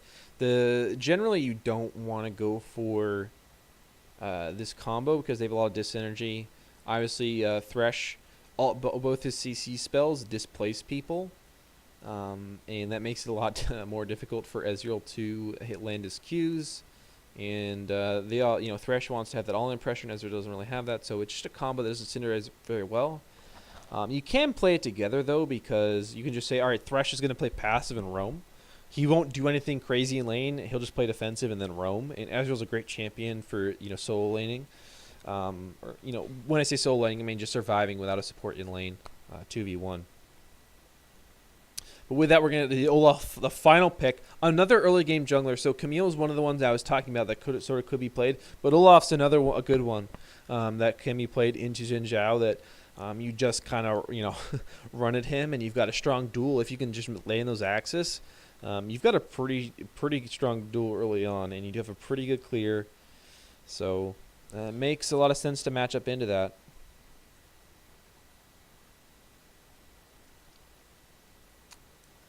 And Spectre will come in now. But to me, the high we've seen a ton of Thresh priority recently, but to me the strongest two supports right now are Rakan and Alistar, and I say this because, like I was talking about earlier, Rakan has great itemization in Zeke's Convergence, and he uses Redemption in Ardent Censer. You know, like he can use those items in the late game if you have a Kai'Sa, but he just uses Zeke so well, and supports really only ever. Like, yeah, you get to one, maybe two items. Like, usually a support will end a game with one item and then, like, the components for a second, right? So, if you have that just one item that just synergizes really well with your kit, like Rakan does, like, that's great for support. And Zeke's and Rakan seem to be made for each other. So, it's just perfect for him. And then Alistar, with his base damages, is just so potent right now. It's not even so much like his base damages combined with Ignite can pretty much solo an AD carry right now. He just does that much damage, so it's very tough to deal with. And right now, Ardent Censer supports. When I say Ardent Censer supports, I just mean the heal shield supports. Just don't do a ton. Back in the Ardent Censer meta, which is sort of where I get the term from. Their shields are so strong that they were just OP, right? But now they're just so dependent on numbers, and the numbers aren't in their favor. They're just not as strong. They can still work, but they're just not as strong. Whereas it's kind of hard to put a value on CC that the Alistar brings, and when you provide that AOE knockup every 10 seconds, I think, on 40% CDR, or maybe it's 9 seconds on 40% CDR in max rank on the Pulverize. It's just so much value in team fights. Plus, just even the first combo can win a fight, win a game for you. So that's why I'm kind of thinking that's really strong, and why I think that's a really high priority support right now. In solo queue, it's been very popular in the higher MMRs, but has not seen priority in this tournament. Rakan has, Thresh has, Braum has, and Flounda specifically has liked Lulu, but that's sort of been our support meta, which is a little interesting. Have also seen some Olaf adaptive builds here. The most common change really has been that prior to this innovation, you'd go for the jungle item, you go for Cinder Hulk, and then you'd kind of be forced to go full tank with like Righteous Glory and tank items. Whereas now, people just get the jungle item itself, like the Hunter's Machete, the Hunter's Talisman, and that first jungle item. They don't actually go for the full one, they go for the jungle item into the Black Cleaver. This is sort of the innovation around Worlds time. It was sort of during the Worlds when all the teams were in Korea. That was sort of the build that was being pioneered. Of course, you take Predator on that build. That was just sort of given. That's sort of been given for Olaf since Predator came out. But yeah, it allows you to you still get the clearing power of the jungle item, but instead of getting that early HP, you just get the early back cleaver, and you still get HP, but you get more damage. So you actually feel more bruisery in the mid game, and then late game you just transition the build into a tank one, and then you also have some CDR as well, which the full tank Olaf didn't really have, because you go to Resistance Boots and Cinder Hulk, and you maybe get like 10% CDR from Righteous Glory. So it helps out. We will get in the game here.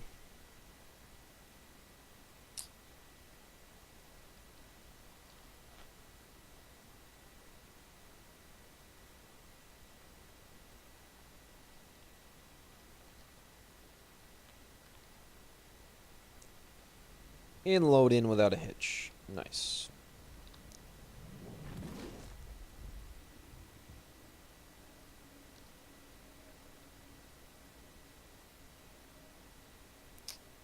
Well, I say without a hitch. There we go. I always get worried when that little freeze happens at the beginning of the game. Had too many bad experiences with the League of Legends Observer.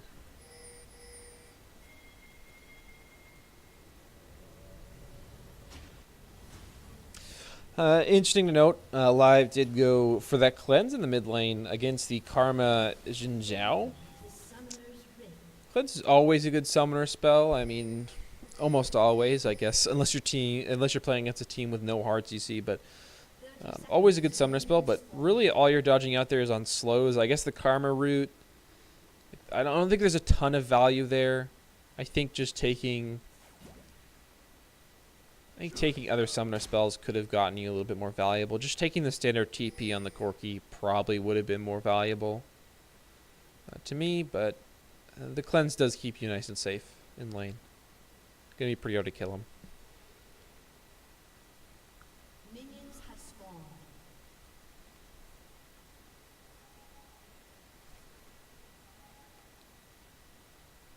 And we get the standard 5-point start. Nothing too crazy going on. But now, I've seen lots of different Thresh skins. Seen some Sansong Whites. I'm seeing some High Noon. Saw some Blood Moon Thresh. With all this Thresh play, I've seen so many different skins. But the Samsung White, nice and clean. I like it.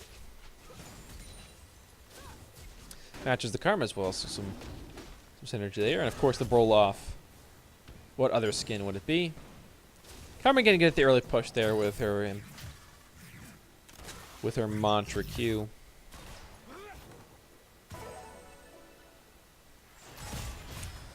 And now looks like Xin Zhao might be coming up here for a top gank. Did go red straight top here. It's a level 2 red gank here onto Revnon, and now, well, the first Qs are going to miss from Nyrus. We'll find some damage, though, and now Audio is going to come around. Revnon with a great Q to slow. He still has Flash. He's going to Flash into his Broloff. Master of None is here. It's going to be a 2v2 now. Audio will get the knock-up on a Master of None. The Lax will land, though. Now Nyrus is getting slowed up. Will Flash over the wall. He's still level 1. Master of None will not find anything. Audio is going to use the E to dash to the minion and get away. So, overall, a failed level 2 cheese, and actually ends up going rather poorly in their favor as Nyrus was forced to flash away and is now way behind in XP and minions. So, a flash trade, but yeah, the XP not there for him. And the Olaf didn't really interrupt his clear too much. His whole plan was definitely to clear top side and then I think go back and get the Predator Boots. That has been the standard. Speaking of ganks, though, we got Audio coming in again. He's still level 2 with this red buff. Now Nyrus is getting low, though. Could be a trade kill. No, first blood goes over. Nyrus will survive. And Revnon will go down. So the wraparound. Red into failed level 2 cheese. Alright, I'll just go take Scuttle Crab back top lane. That's the classic. Camp the top laner. Predator Boots is available now for Master at None on this Olaf, though, which is pretty big to note. He's got a bunch of camps to clear and a Scuttle Crab up bottom lane. He only really has 2 gankable lanes. The Corki's really not a lane you can gank consistently unless there's a unique scenario presented to you where Fluke is overextended and low on health or mana or something like that. But in a normal scenario, Corki doesn't really have a lot of CC, I hear, so it's not really possible to gank with him too easily.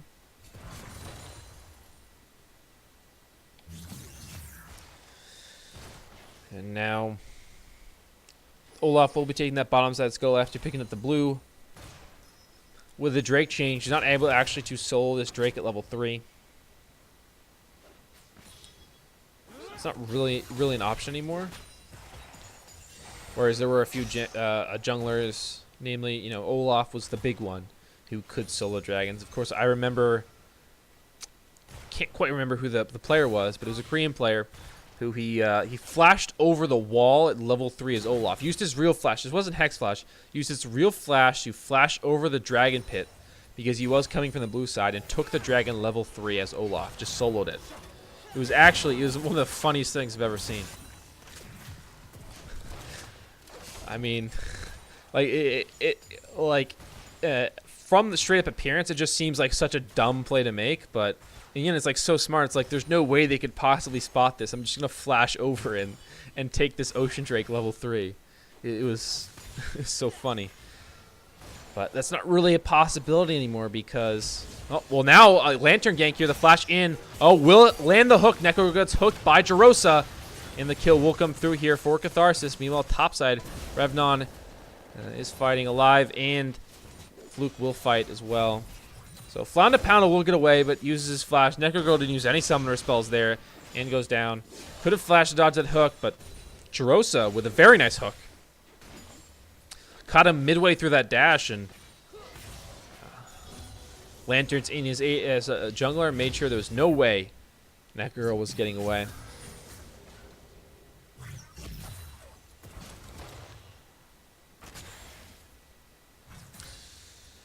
So now that they have gotten some pressure bot side with these few ganks, I mean, this is setting them up to, you know, for a much better situation.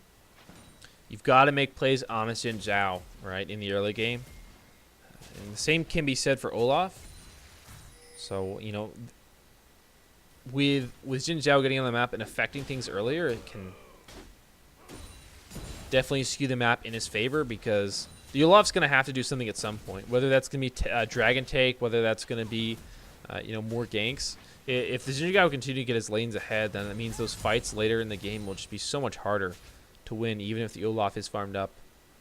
But he is very farmed up right now, sitting on 69 farm, or 39 farm, excuse me, to 24. That's quite a large number, quite a big difference here. It's not really manifesting an experience lead in levels. At least it's not. You're not seeing that right now. The Olaf is up in XP. It's just not as much right now. It's just like it's most of a level as opposed to the entirety level. So despite being even in levels, you're not really seeing that. Audio did also pick up some XP from those kills and the minions dying in lane when he was there, so the XP isn't just limited to the camps he's picked up. Something to note. But Master at None should hit level 6 soon. They got just one more camp. Meantime, though, Audio is taking the opportunity to secure some vision for his team in the river. They got 3 pink wards down here on the bottom side. Akuma does not want to give up this Ocean Drake without a fight. And the Olaf should hit level 6 up this Gromp, I believe. Did opt for those CDR boots in the jungle item now. It's kind of interesting. Has hit level 6 and is heading bottom lane, looking for a potential lane gank. There is a ward in the closest brush, but not a ward in the farthest one, so he will get in here undetected. He will pick up the red here, and he is bottom side, though. Has started up Krugs. I know that there's no ward in the far brush, but they should know Olaf is on this side of the map because of the camp spawning timers. Plus, the wave is pushing into them, so there's no reason for them to walk up either, so the Catharsis and Jarosa should be nice and safe. And Audio is caught back up in farm now. It's even in the jungle. So get the early ganks off and catches up in farm. So things are looking very good for Akuma now.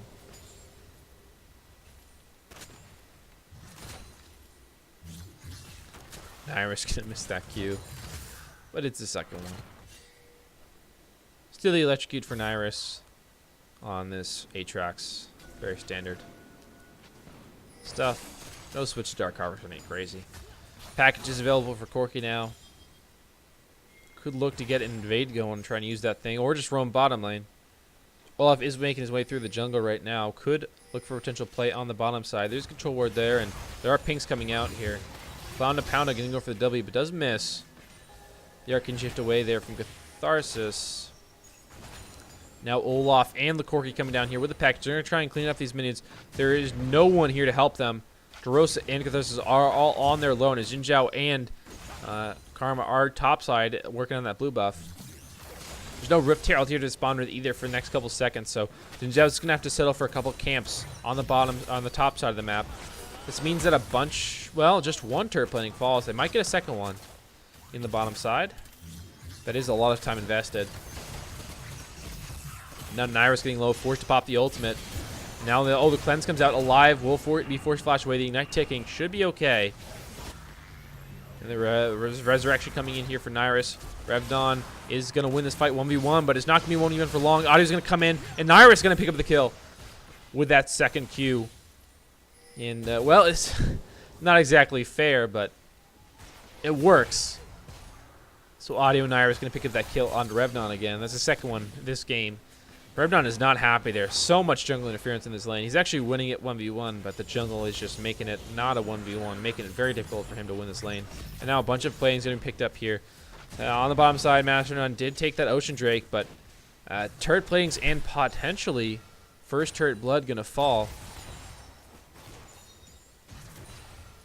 on the top side.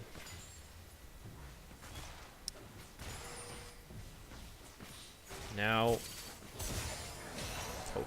hooks the minion to Drosa. He's been pretty good with these hooks so far, but that's not one he wants to remember.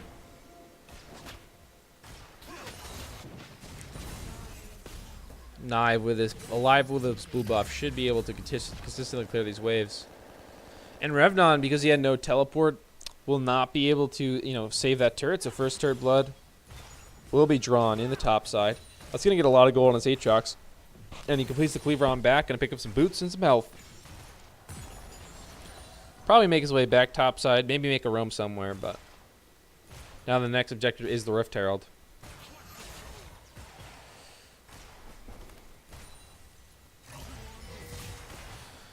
Not gonna be Black Cleaver build for the Olaf, just gonna go for the Cinderhulk right away. Not gonna go for the Chilling Smite either, gonna go for the Challenging Smite.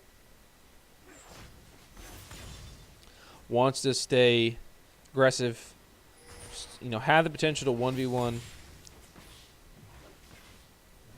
the Jin Zhao at some point. The warrior is completed for him. Olaf still with a farm lead, but has not had any successful ganks yet.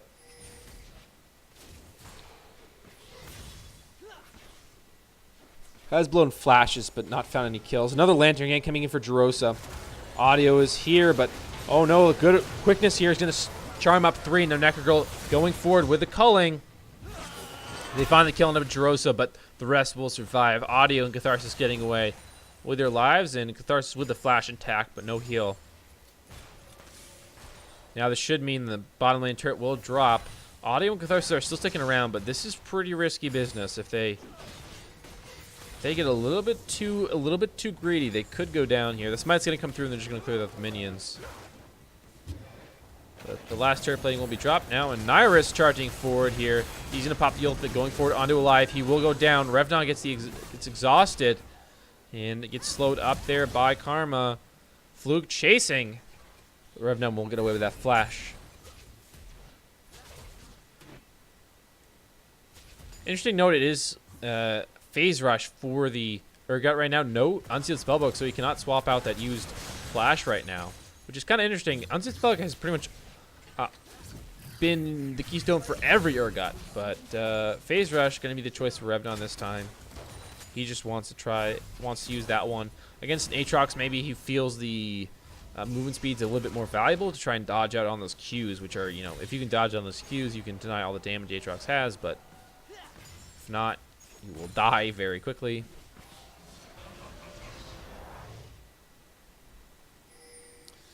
Gonna be the Sork Shoes from the Corki to help out with that magic damage from his passive. And the Triforce, of course.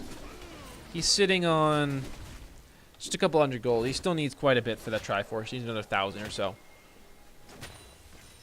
Mana Immune and Sheen completed for this Ezreal, though. So he's looking to get those 2 items and will really take off. This team comp from Akuma definitely looking to hit that mid-game power spike and take over. Because on the other side, they've got a really good scaling mid laner and a pretty good scaling top laner. And bot lane, again, okay, but they have a really good team fighting support. So Backpain sort of has the late game in the bag because everyone else on the other side kind of falls off late game. They just don't really... They're not true tanks. They're not true hyper carries. Like, there's just not really a lot there. But in the meantime, the bottom lane turret will be taken down. Just no real chance to deny that siege with the good range from Alive on the Corki. Will be a dragon spawning in about 30 seconds. It will be a Cloud Drake. The Rift Herald has been spawned here. Has been spawned for the last couple of minutes, but no one made a move towards it yet. Vision will be secured here for the spawning Drake. Audio going to look to secure that red buff. Charosa looking for a hook. Won't find it this time. I'm gonna go ahead and get a quick update on where that tier stacking is. 364, so on pace for like an 18-minute mana immune, I think. You know, roughly, depending on how well he stacks that. Clouddrake will be started up here. Backpain looking to secure their dragons. They have been pretty good at securing these objectives overall.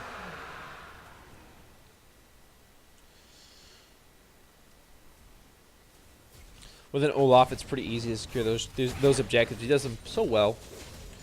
Will be a Righteous Glory second for the Olaf. Not going to go for that newer-ish type build. Just going to stick with that old tried and true. Run at you and hit you a lot. I mean, that's always the game plan for an Olaf, but you can do it different ways. Now Olaf's going to go ahead and pick up that blue buff.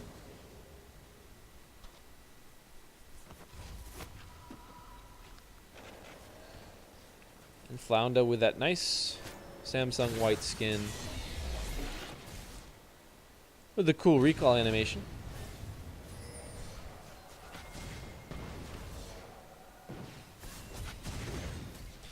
Now we do have the map in a state where it's mirrored right now, so the top lane and bottom lanes have the turrets broken on each side, so kind of creates an interesting situation where each side has priority over one side of the map.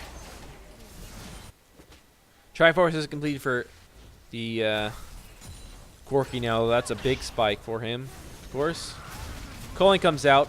Luke will land the root. Won't find too much more damage. The Rift Herald will be dropped here in the bottom side, and that should secure the bottom turret. So that's going to open the map up a lot more now, and create some advantage here for Akuma. If they continue to get more off this Rift Herald, this could be a pretty big push for them. Doesn't look like they're going to follow it up here, and it will go down. The eyeball gets hit. Revnom will kill that Rift Herald. Now Flounder going forward, he's going to find one.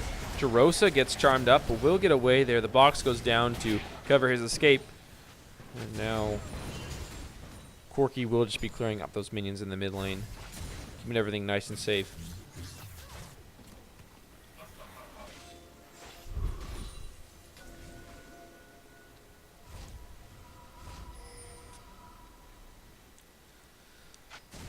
Got a 500 gold shutdown on the Karma. Fluke carrying that one. And Nyrus on the Aatrox carrying a 451. Going to be 534 stacks on the Man Immune now. So a little bit behind. This may be like a 20 or 21 minute Man Immune. He hasn't been really stacking this very efficiently at all on the Ezreal. Has not been shooting out the spells constantly like he needs to. And he's also made a mistake here. He's purchased a second tier.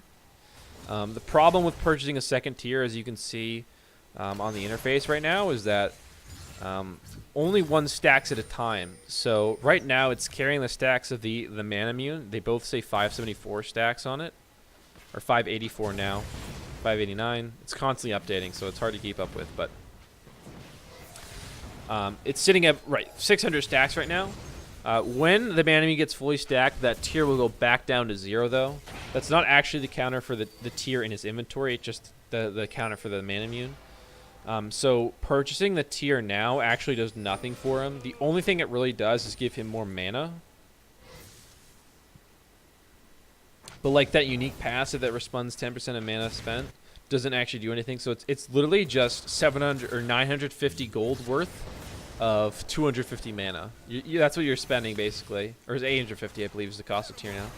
850 gold for 250 mana isn't super efficient. He'd be much better off just buying the components to his Sheen item. That would be way more efficient. Buying like a pickaxe, if he's going... Or excuse me, not a pickaxe, but a phage or some armor to go with an Iceborne or something.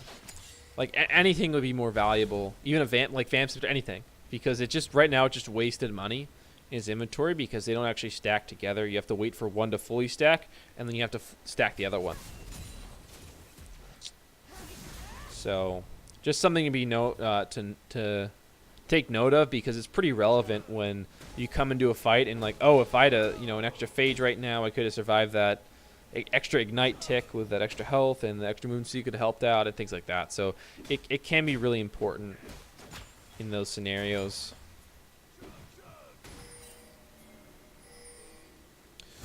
We're going to go for the Zeal item second, though. Not going to go for that Storm Razor. Just going to go straight to that Rapid Fire. Maybe a Static Shiv. We'll see what he goes for. And now, oh, Corki's going to go ahead and go forward, but he's not going to find much there. And he's gone too far forward. Down he goes. Fluke's going to pick up the kill onto Alive. Flounder now trying to run away with the rest of his team. As ulti comes through, he's going to do a bunch of damage to Flounder. And down he will go a second kill for Fluke. And now the Inferno Drake spawns and will be started up here for Akuma. Should be secured here. And Fluke gets the dragon as well. 2 kills and a dragon for himself. So it was a rather disastrous fight. Alive just went straight across the enemy team and went a little bit too far back in there. And now they're going to move straight over to Baron after clearing out the mid wave. Now this is a little risky here. Master at None has ultimate, has flash, and even Predator Boots available here. He can definitely get into the pin. It has the Blast Cone, but that will be taken away now by Nyrus. And we'll find Master at None in the jungle. He's got to help him Flounder to try and make something happen. The W will come through. The Grand Entrance lands on a Nyrus, but Nyrus is going to zone them away with his ultimate. Now he's going to do a bunch of damage onto Neko Girl, but the ultimate's going to time out here. Nyrus not going to be able to revive now. He's going to go down, but the Baron will go over, shut down. So the Aatrox will give over a little bit of gold, but worth it to secure that Baron now. And a 1-for-1 trade in the end.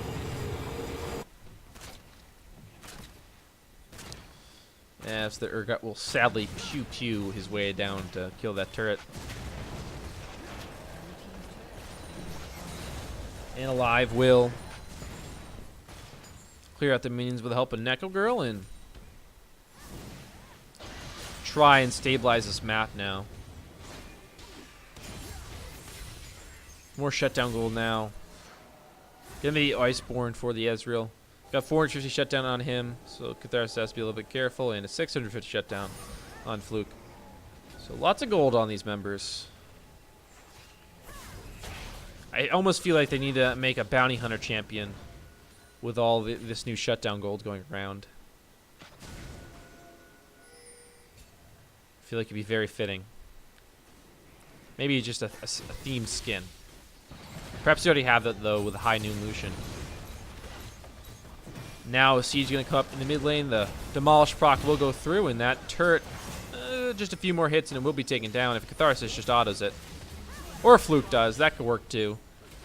Down the mid lane, Inner goes. Catharsis going to walk over to join the rest of the team now in the top lane. Going to try and take down that Inner turret.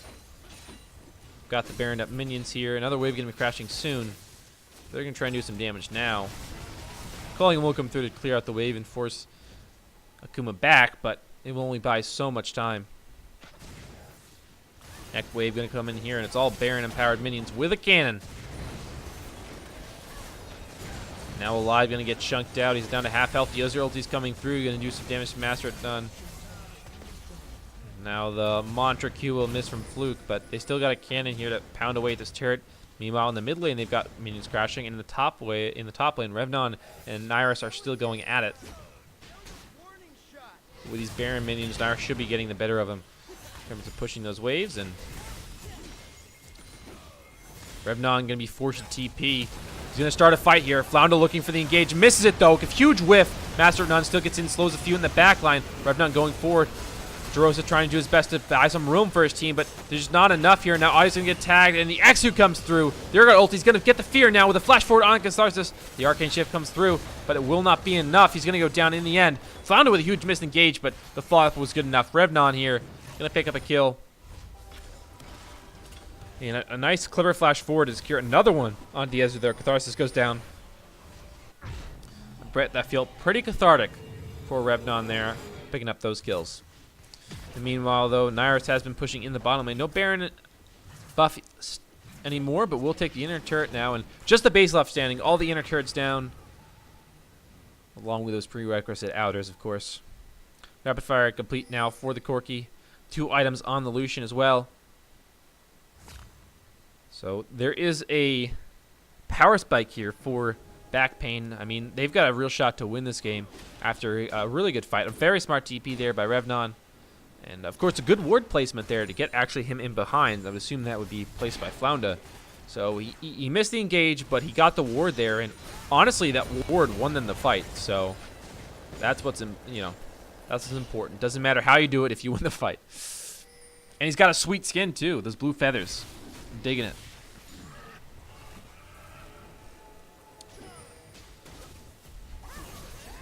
Still, though, Akuma is in control of this game, but that control could be broken with another good fight.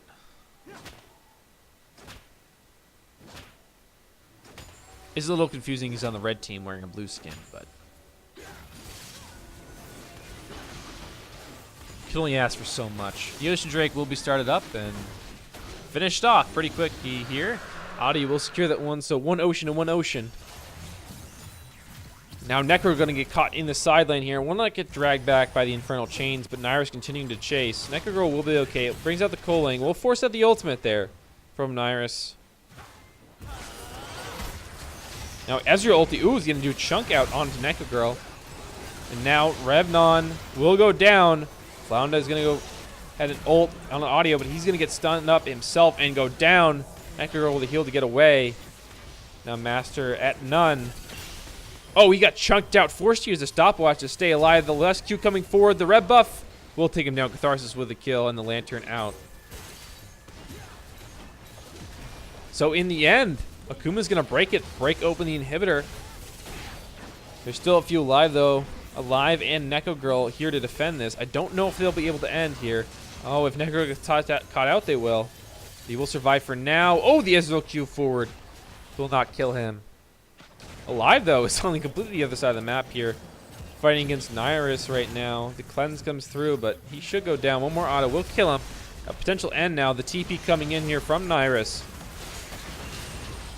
And now the big fear here comes in from Revnon. We'll take down Fluke momentarily, but oh no, not before the Nexus goes down. And game 2 over to Akuma.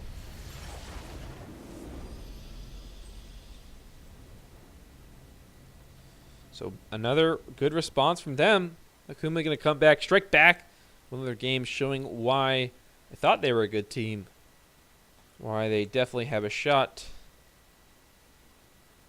to win this series.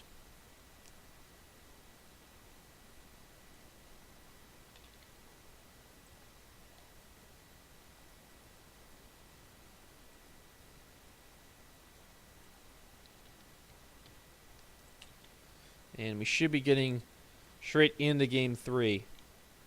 No delay here.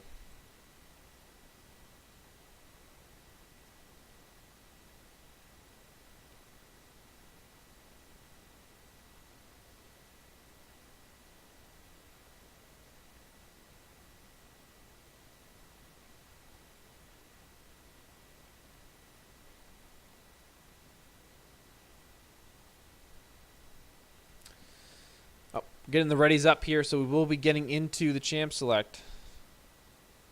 Okay, here we go. The third and final game of the series, and I believe this will be the final game of the night for the stream. And we're going to get the Gragas ban, the Lulu ban, so again, similar stuff as to game 2. Xin Zhao now added. I believe it was banned in game 1, but let through in game 2, and that proved to be too much. Audio had a strong performance on that. Basically just camp top lane. I mean, camp top lane, right? Also had some good games bottom lane with the Lantern gank setups from Jarosa on the Thresh. Worked out really well. Jace getting banned again here. Revnon does not want to play against that champion. I think it's been banned almost pretty much every game that back pain has played. Doesn't matter if the enemy top laner plays it or not. I think he's just going to ban that thing. He just hates that champion. Alive still drawing out that Anivia ban, and the Darius will be banned again. Revnon not getting his hands on that one. He was so good on it too. Like, so it's kind of disappointing to not see him on it. But the Thresh really picked up. Flounda going to try and take that away from Jarosa. Didn't want to use a ban on it, so just going to try and pick it away as the first pick. I honestly think Alistair can be a really good pick into Thresh-in lane. I think Rakan can be a decent pick as well. I think it was okay last game. I think the problem wasn't really the Rakan matchup. Aatrox's gonna be picked now though for Nairos. He had a pretty strong performance though on the Aatrox. So why not throw him back on it? And now potential Lucian pick here.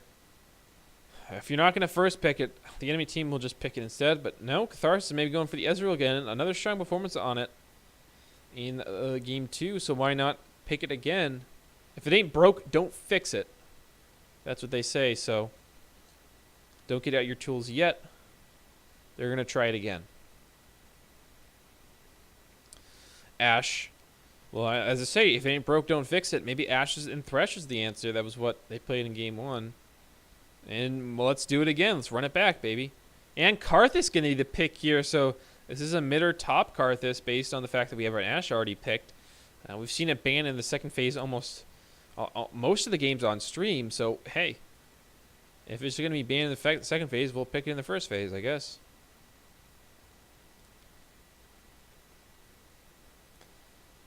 Does open up the option to put some aggressive laners into the Karthus, though. He's Karthus, no CC, well, has a slow but no hard CC, pretty immobile. There's a lot of things that can punish this, so going to be the Jarvan pick, though. Jarvan jungle here for audio. More gank potential level 2 with the red buff, so perhaps I'll try that cheese again.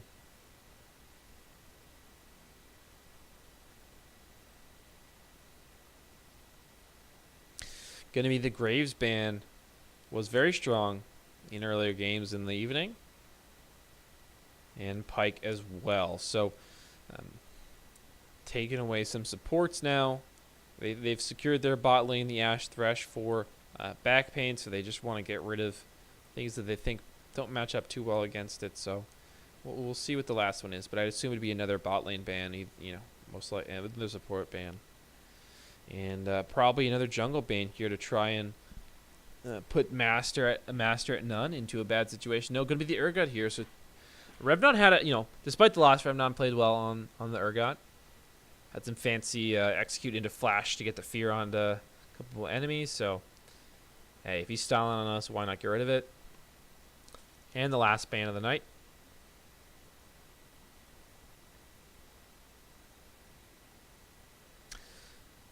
Saving it to the last minute will be Xerath. We did see Xerath played by Too Toasty for You yesterday. That's the only game I can think of that it was played in on stream. Yeah, I think that was the only one. But yeah, she played well on it, so why, hey, maybe Xerath hidden OP like all those clickbait YouTube videos say it is.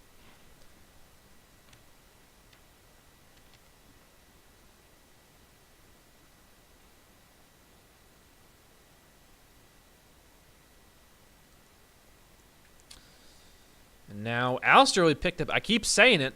Let's play Alistair. Let's play Alistair. Well, Jaros is going to give it to me. Ezreal Alistair, a classic combo. The old Kingzone Dragon combo of Khan, or not Khan. Oh my gosh. Kingzone Dragon's bottom lane. I'll think of it in a second here. But they would play a lot of Ezreal Alistair because it just worked really well for them.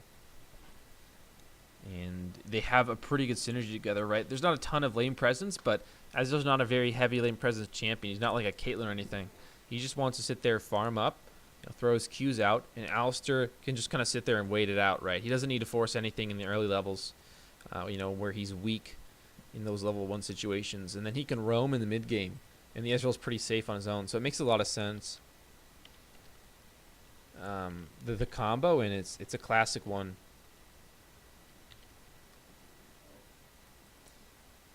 So why not go for it? And Alistair's just good on his own. Why not play him? And the last pick will be going to get the Trundle and Nautilus up in the top side now. Trundle bringing it back. Master None, good game on the Trundle. Nautilus, though, the tank top. Revnon bringing it back. And the Karthus in the mid lane. So going to be a Karma again for Fluke. And this should be a pretty free lane for Karthus. You can just ult him on the map, and there's lots of gank set up in the side lane. So this makes for a pretty good comp here. Praying Gorilla, that's the bot lane I was thinking of. Praying Gorilla, the old Kings on Dragon X comp. They're not on that team anymore. But yeah, that's the old combo.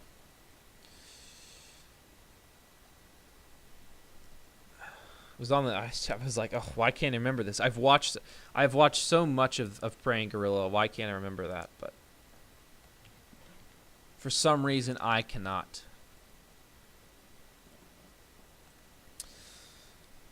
But now, I mean, we've seen so many Thresh games. I'm excited to get some new fresh Alistar. I always enjoy watching Thresh, but it's nice to change things up every once in a while.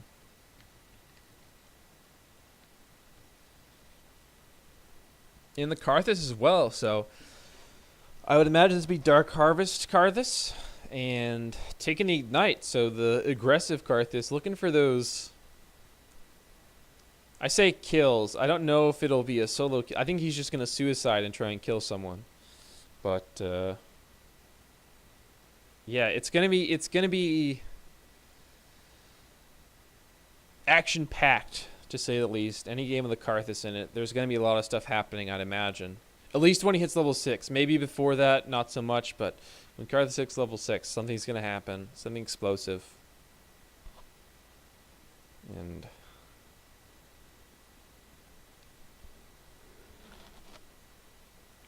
you look around the team comp for back pain and you say they don't have a lot of damage. But I think Karthus more than enough makes up for that. I think Karthus can do all the damage. I mean, it's on Alive to actually hit the skill shots right, but I think you have enough there to definitely get through that through Akuma, right? I mean, we've seen a lot of 80 Jarvan, like not full tank Jarvan, so I think he could be killed easily enough. Aatrox again, just the health and Black Cleaver really, and maybe resistances from boots. He's not really tanky. Alistar's really only tanky with his ultimate on, so you don't need a ton of damage here, and Karthus can provide enough to suffice. And Neko Girl in Flauna Poundo definitely looked better on the Ashe and Thresh, and Revnon looked good on Nautilus. Like everyone just kind of on their comfort champions. The only real thing, or at least things that they played well on previously, the only real thing is Alive.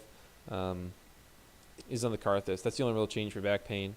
On the other side, again, I'd say everyone's on pretty comfortable champions for them in stuff that they've played well on in the past. So I think this makes a lot of sense for both teams in terms of a Game 3 draft. You saw, hey, Game 1, all right, let's not give Darius to Revnon. That's a bad idea. Let's not do that. So they just don't. And, those adaptions, don't give the Anivia, don't give the Xin Zhao, those things. And they've set themselves up for a pretty even Game 3, and it's going to come down to who plays it better. There's no crazy advantage, no big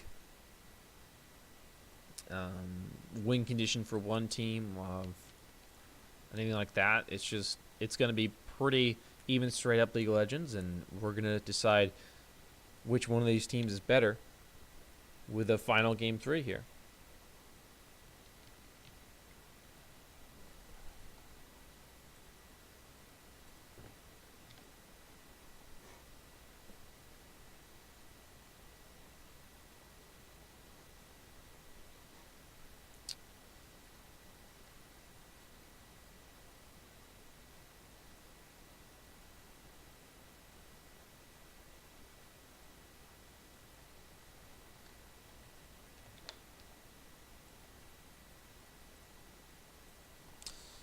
Okay, 1-1, all tied up. Game 3. This is it.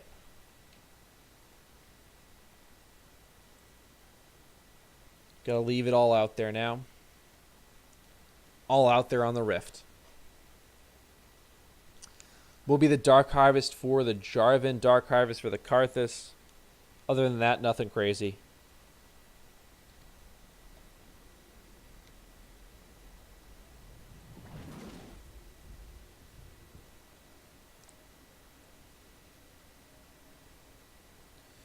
And go? I don't know. I keep having these delays, but there we are. We're finally in it. I couldn't explain to you why the spectator does that, but it does. And now into game 3 we go. Mooka Alistair, always a favorite of mine. A lot of sweet skins here, and Welcome to Summoner's Rift. a standard 5-point stance for both teams. So playing it fair and even here. Game 3. 30 seconds until minions spawn. And we get a Karthus out of it. Can't say I'm disappointed about that one. And I can't say I'm disappointed about the cowbell. Doink, doink, doink, doink, doink, doink, doink, doink, doink, doink. He's not dancing. Why are we showing him? He's not dancing. Minions have spawned.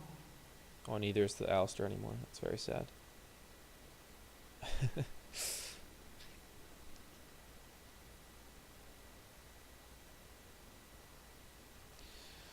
And now, looks like we'll get the red starts again. Audio's been pretty keen about starting on red. Some more dancing from our Trundle. And away we go.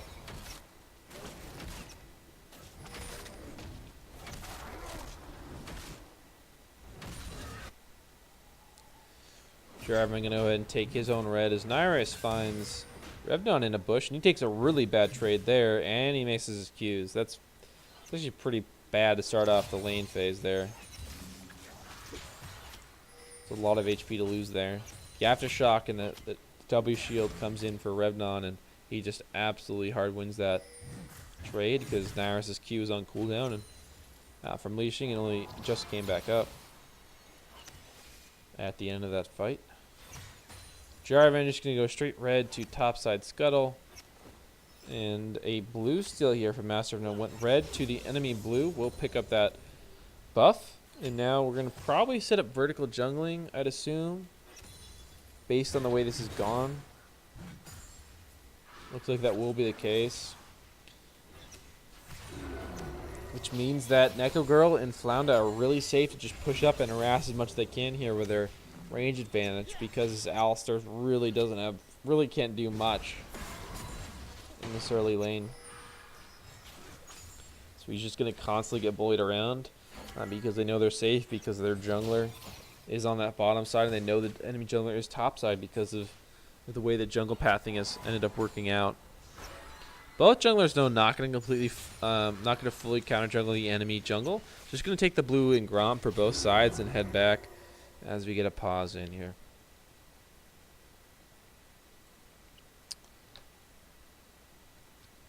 It's going so well too. I knew something had to happen.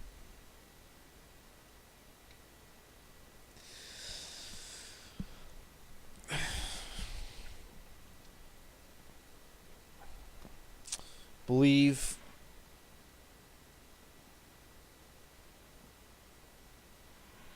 we will have another series tonight on the second channel, but I believe this will be our last series on the main channel, and then we'll call it a night.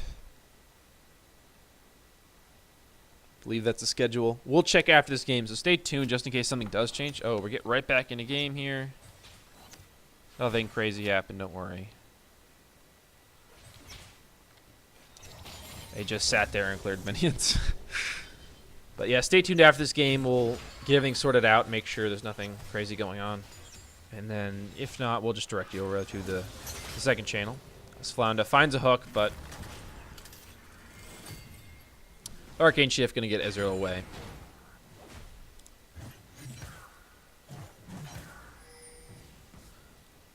Now a gank topside here. Master and coming in. He only has blue buff, no red buff here.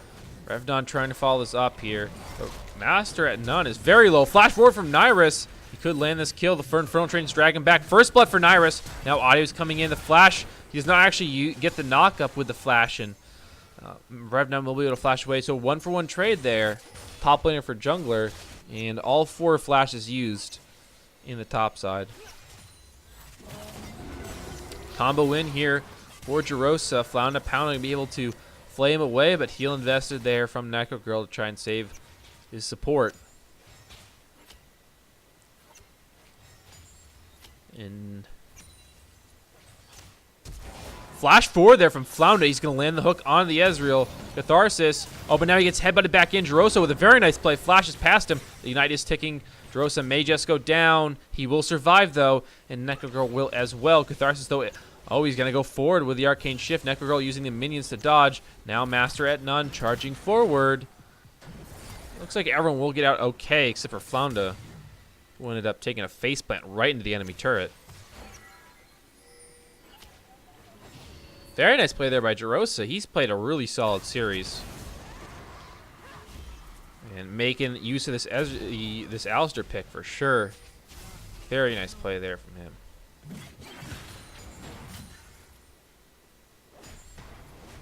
Didn't get the kill there, but I'd say that's all him. Very nice job. And now Revnon and Iris just going to go ahead and smack each other around in the top side.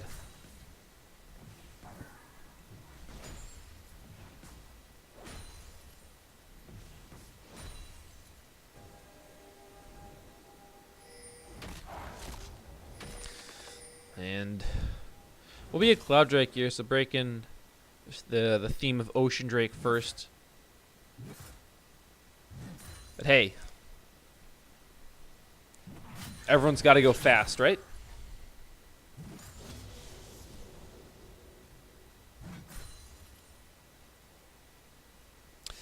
Now we have the first back coming in for the Karthus, so we'll see what items he goes for. Could be Luden's Echo, could be Rod of Ages, could be a lot of different things. Oh, it's going to be the Archangels. I was about to say that it could also be the tier build. Will be the tier build. Going to go for the Archangels instead. And, oh, Revnon gets pulled back by those Infernal Chains, but he's going to be okay in the end. Oh, nice flay by Flounder. I'm not sure if he did that on purpose or not, but a great interrupt on the combo there from Jarosa. Saves the life of both him and his AD carry from a possible death there. Very, very nice.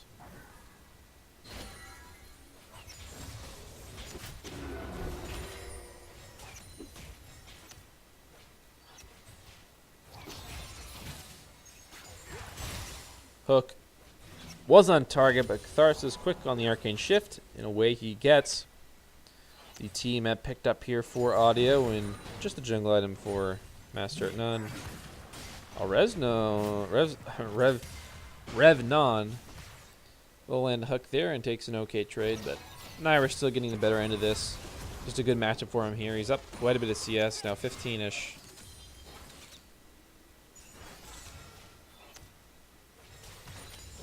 Not enough armor yet with that chainmail to really survive that matchup.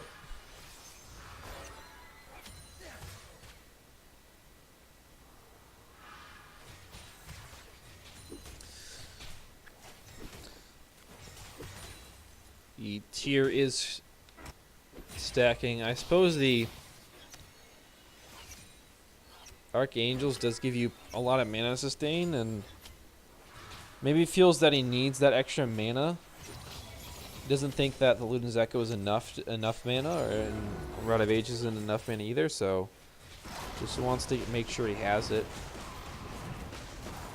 with that tier build. And now everyone's going to go fast with the Cloud Drake being taken. Just had priority in bottom lane, and Jarvan decided to go up top lane. Counter jungle. As the S arrow misses on the minimap there. Did not quite hit Nairis. Not exactly sure why he shot it, because there was no one there to actually kill Nairis if the arrow did hit, but for style points, I suppose.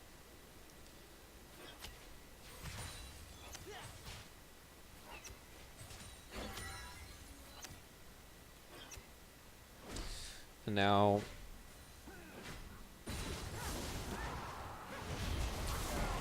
a little bit of a tussle in the mid lane there. The empowered Q goes Mantra Q is quite a bit to alive, and even with his tier, he's running out of mana pretty fast. Teammate also going to be picked up here from Master at None. Both junglers want that to help out their clear. And now, oh, the hook and the flash coming in. Revnon will get away, but very close one there. Is he going to interrupt the back? No, he's not.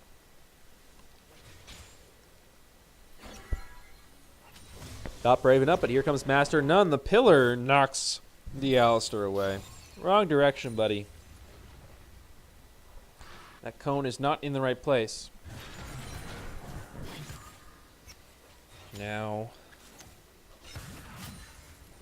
this has been one of the slower starts to our games. Generally been pretty fast. The first couple of minutes have been slow in most of them, but then once we hit that like 6-7 minute mark, things start happening thick and fast.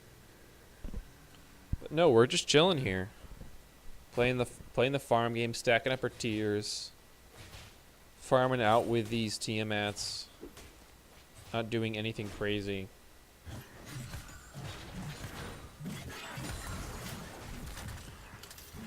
And now Revnon, hey, dodges out the Infernal Chains, but still taking the worst end of that trade.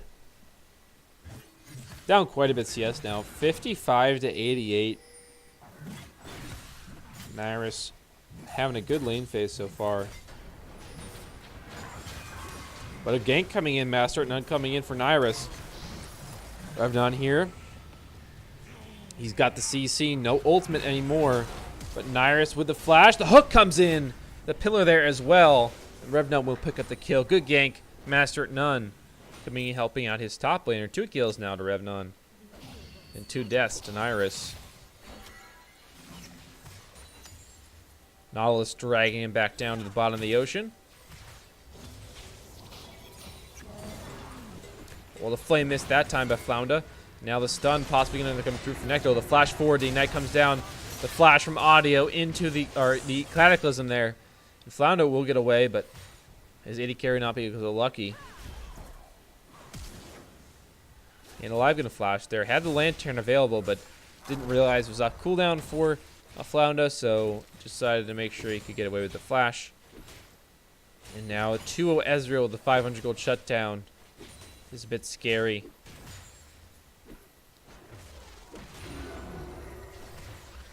Live going to try and cover bottom lane and prevent this turret from going down too low. That turret plating gives off a lot of gold if you can get it down. You can break it.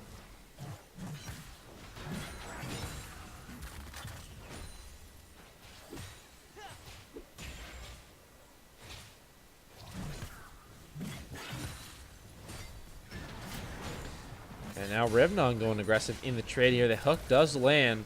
He's going to go ahead and continuously auto an Iris, and that's a great trade for him here with the Sunfire Cape against an uncompleted Black Cleaver. Revnon is going to win these trades. There is now a 450 gold shutdown on Karma, and she has not participated in a kill. It's 12 and a half minutes into the game. Let me reiterate. She has not participated in a single kill. She has a 450 gold shutdown, and she is 5 CS above the enemy mid laner. I'm not sure how that works, but it just does.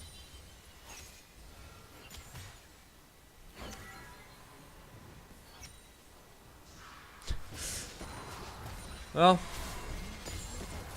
don't question it. It makes sense.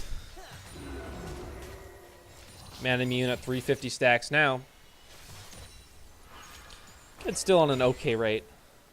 He's a little behind on the last game, but if he stays on it, should be good. Catharsis is going to shift away, Flounda Pounda. Not going to find anything this time. Turret plating go down in 30 seconds here. And Infernal Drake going to be the call here. 4 strong here. Revnon is down bot lane here. Has DP to get back up top lane and will use it now. But that'll secure the Infernal Drake here in exchange for some turret plating gold, which one will be knocked down now. Just 160 gold for the Infernal Drake. I think that's a worth trade there. Well, and teleport, of course. But I think that's a worth trade overall. The Infernal Drakes is going to give you so much power later on in the game with the Karthus. doesn't really, it's not super useful on anyone else in the game, but it's just so good on Karthus, I think, later on in the game.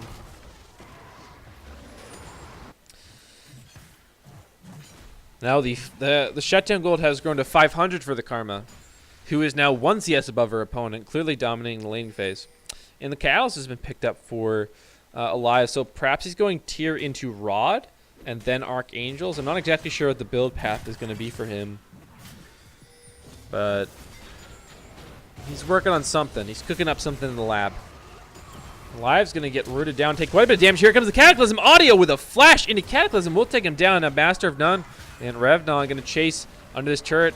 Going to try and DPS down Nyrus, but the ultimate will make sure he revives. Will go down. Resurrect comes through. Now Master of None going to continue to charge forward and take him down. He's going to take the turret for Revnon, who will flash forward and secure the kill. Flash maybe not necessary, but down he goes either way.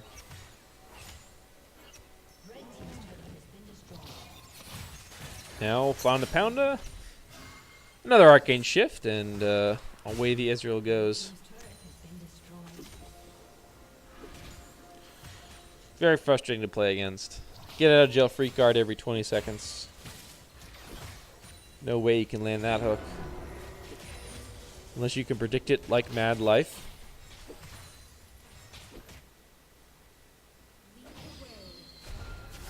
Now a gank here, 4 men strong. Necrogirl flash heals away, but should go down either way. Flounder Pounder now underneath the turret. He's all alone. Leave the poor support alone. He didn't mean any harm, but Fluke will not take it easy on him, and down goes the turret. Audio coming in with a big gank now. He's a 550 shield gold shutdown. 550 on the Karma, and 600 on the Ezreal. Looks like they're coming back. Rough first game, but now striking back in the second game, and off to a great start in game 3 is Akuma. Rift Herald going to be the response, though, here. And they should be able to get it without too much hassle. No worse than back pain. But there's going to be a contest. Thought they might try and back off this, but they're going to go for it. A contest here. Will stop. The Rift Herald will reset. Now it's going to be an even fight again. Neca Girl already chunked out. Master at None as well. Low 1 HP. You got Nautilus pushing in the bottom lane. He has no teleport. But Nyrus is here on the Aatrox, though, so this should be an outnumbered fight. Nautilus going to ping on the turret. He wants to continue to slip push here. So that means the Rift Herald is going to go over. Teleport being channeled here for the Aatrox. Going to be interrupted by Flounder. Nautilus will most likely be able to get the turret, but at what cost?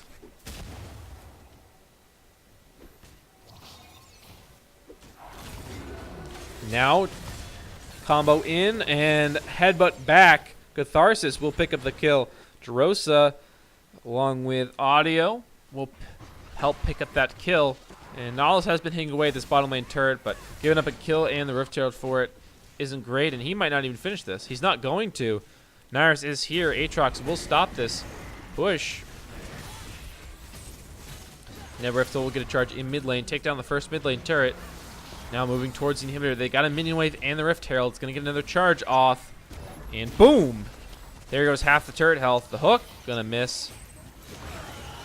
As Jolty invested here, going to hit a couple members. Alive, chunked low, found a pound low as well. Revnon coming in from the side here. Will stun, will root up Audio, but will get away. Jerosa going to go ahead and pulverize. And now a fight breaking out.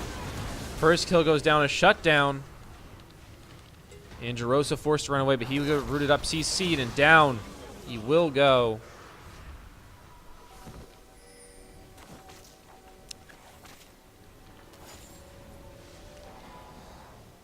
Now, a couple kills gained back here, but Akuma did get a couple towers in the mid lane, which got a lot of gold into their pockets. But 800 gold shutdown, 550 on Audio. I believe 500 was given over for the shutdown on Karma. And another dragon picked up here. So despite losing early on in this game, the side of Backpain has picked up a double Inferno plus a Cloud Drake. So they've controlled these dragons pretty well. And 450 gold shut down onto Revnon right now. He's sitting at 5-0 on this Nautilus right now.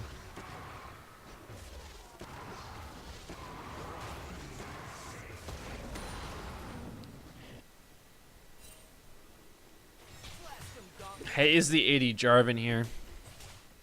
Gonna go for the Cleaver second here.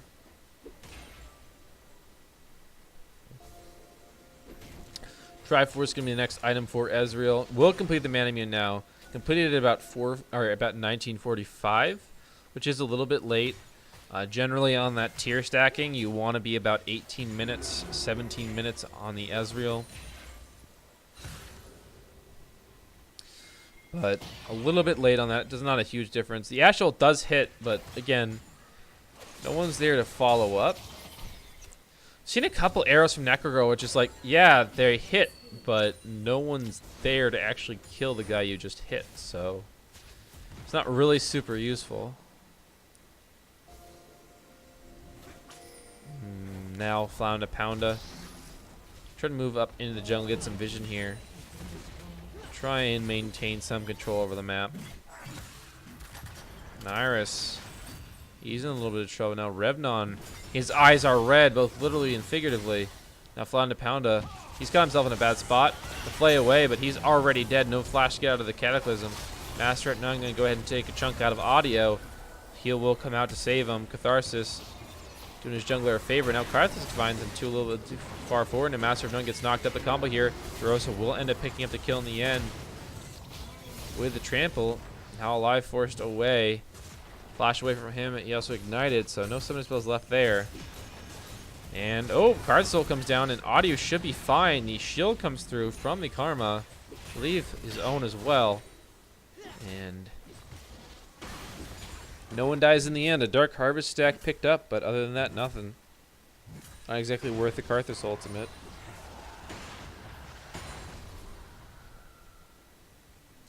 Yep, gonna be the tier into Rod of Ages, and I suppose he'll finish the Archangels now.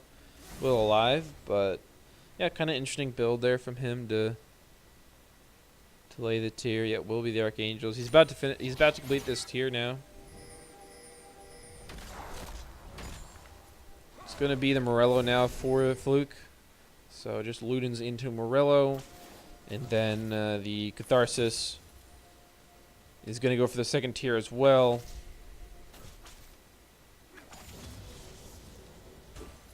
Now we're going to have the Baron on the menu as well. Going to be clearing out of wards and sitting up for this Baron take now. Doing their due diligence and maybe trying to set up a gank brush here. They do have very good pick potential with this Jarvan. Ashel comes through. It's going to land onto Fluke. The hook onto Jerosa. He will headbutt Revnon, but the wrong way in towards his team. Now Revnon tanking everyone off, but he's forced flash away. He's not tanky enough. Necrogirl doing quite a bit of damage. The revive going to come out of the Aatrox now, forced away from the fight.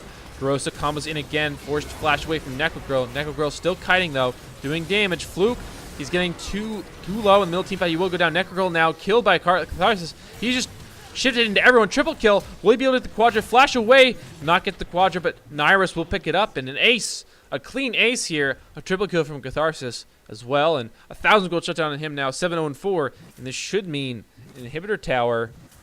Perhaps even the inhibitor. They're very low on HP though. That is the concern. And they don't have great wave clear. They have okay wave clear.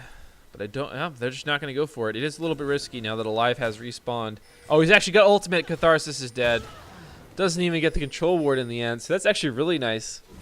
The only way they could have survived that is that they just preemptively backed before he revived. But immediately presses that R button. Down they go. That's a huge. That's 1,000 gold shutdown over. It's now 500 gold, but he just gave over 1,000 gold over to Karthus. Just completed the Seraph's Embrace. And now the enemy team's going to start the Baron. Flash away from Flounder to avoid the root in the combo. Follow up from Jarosa. Now combo in. Jarosa going to land here, and the Cataclysm comes in as well. Master Run getting very low. Has to smite the Baron for HP. Alive kiting away. Now Jarosa forced to flash out. The Ash Arrow lands. Alive kills Jarosa. And now Revnon, he's taking up everyone. Has to run away. The hook lands from Fluke. Audio getting low as well. They both go down. And now Nyrus, his ult will revive him. He's able to pick up one. Double kill coming in for Alive. And now Nyrus, the only one left standing. Kartharsis coming in, though, from the dead. Revnon and Flounder Pounda, they will get, both of them will get knocked out, but triple kill for the Karthus. And another clean ace. We just reset the situation. Nyrus and Catharsis alive again after triple kill from the Catharsis and an ace. And now they're going to try in the top lane instead. If it didn't work the first time, just try a different place. And this should be an inhibitor here with the Triforce procs and all that 80 damage. The inhibitor should fall as well. 1 second left here. Now Alive coming out of base. 5 seconds, 7 seconds on Master None and Neko Girl. Revdon 16, Flounda 5. As ulti comes down, they go shift forward into Alive. They will kill him in the end. And now Nyrus going to finish off that inhib, and they're both going to be able to get away here. Neko Girl might be able to kill Nyrus. He will just walk back into his death, accepting it this time. And Catharsis will get away, but a shutdown over on to Neko Girl. 550 gold for her.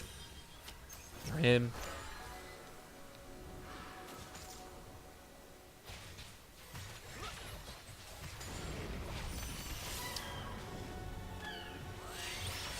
And now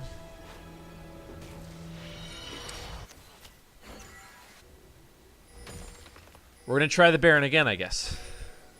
Someone's going to try the Baron again, and we're going to another team fight, and we're going to get another ace.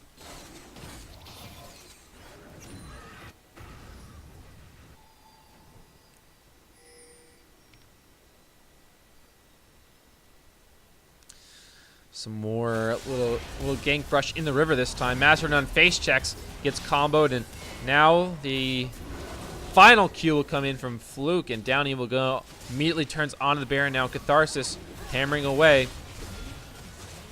Still is an 800 gold shutdown on him. 450 on the Karma on Fluke.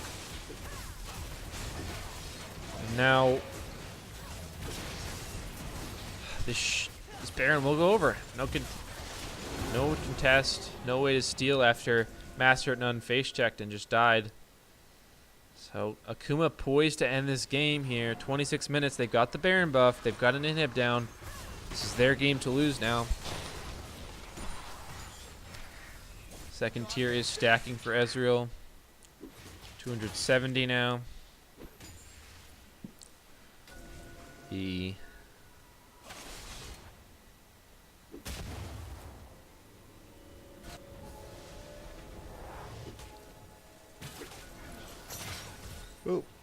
The hook lands from Flounda Pounda, but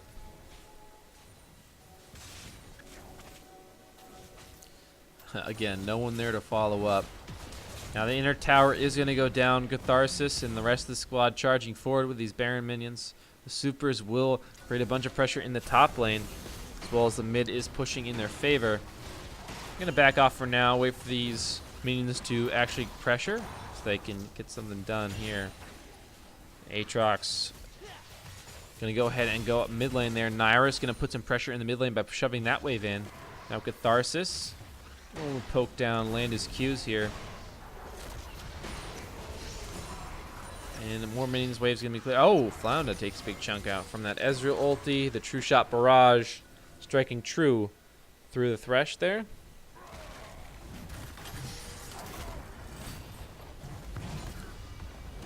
Now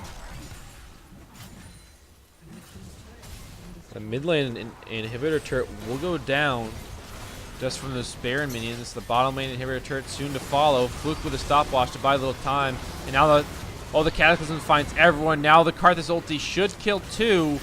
It does find 1. Now Nyrus taking everyone up in the front lane. Neko Girl and Master at None trying to find a kill onto him, but Jarosa in the meanwhile is going to buy some time for the Catharsis, who's going to shift forward, try and kill his inhibitor. He will get it. That means double inhibitor destroyed. Now Nyrus going to deal out some damage. About to kill Revenon. Revenon's... Oh, the shield comes in. He might survive. Yes, he will. Now Nyrus trying to kite backwards, but he will die an ace. But Triple inhibitor. No more inhibitors left here for Team Back Pain.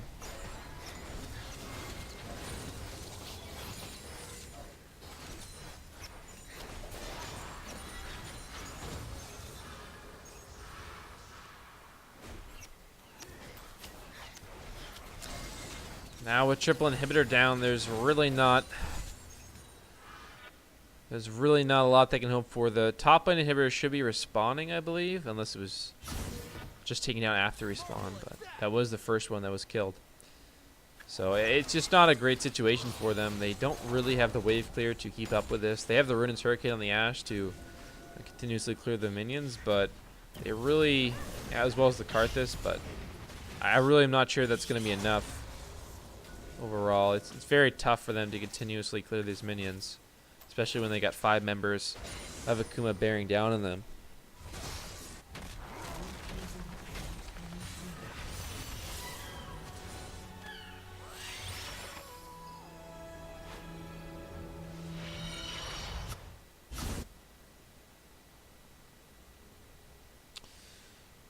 Now the Ashe actually just shut down on her. After clearing all those minions, she gained a lot of gold. So now she's going to have a shutdown on herself. But yeah, 3, 4, and 8. 450 gold shutdown because of all those minions killed. Who knew? The Infinity Edge still not completed for her, though.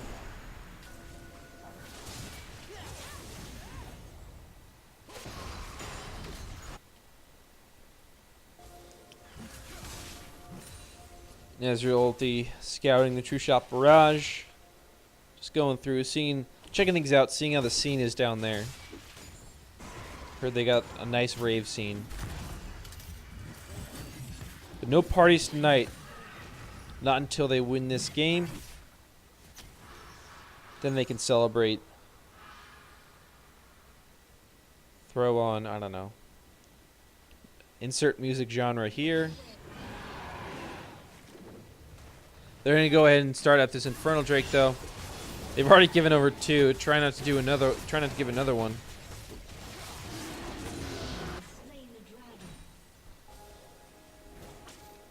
Good news is they have a Karthus with 3 items and double Infernal Dragon. Bad news is they have 1 inhibitor. Team Back Pain is in a lot of pain right now. And playing this slow, very slow, is Akuma. They've got 2 inhibs down. They're just going to try and push top lane and drop the 3rd inhib again and just slowly work their way up. They're playing like this very smart. They're playing just very smart, slow. Not trying to throw this one. This is game 3. This is the deciding game of the series.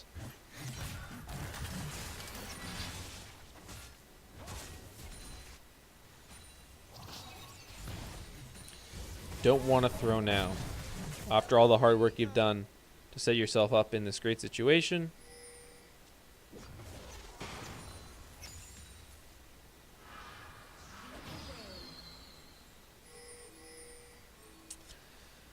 Nope, they're just going to wait for the Baron to spawn, and it will.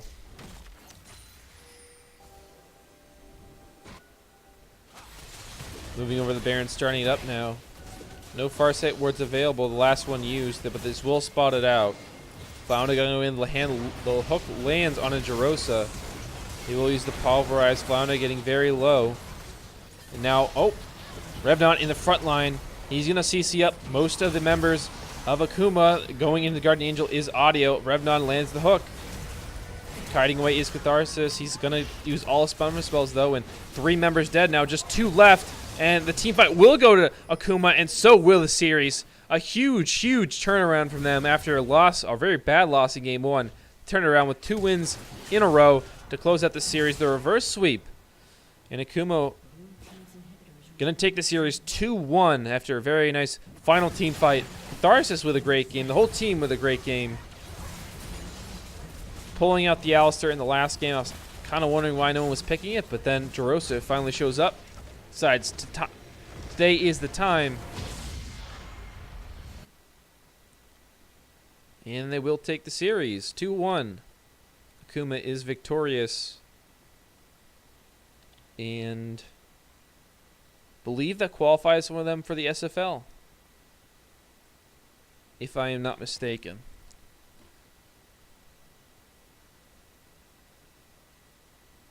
And I'm just going to go give a quick word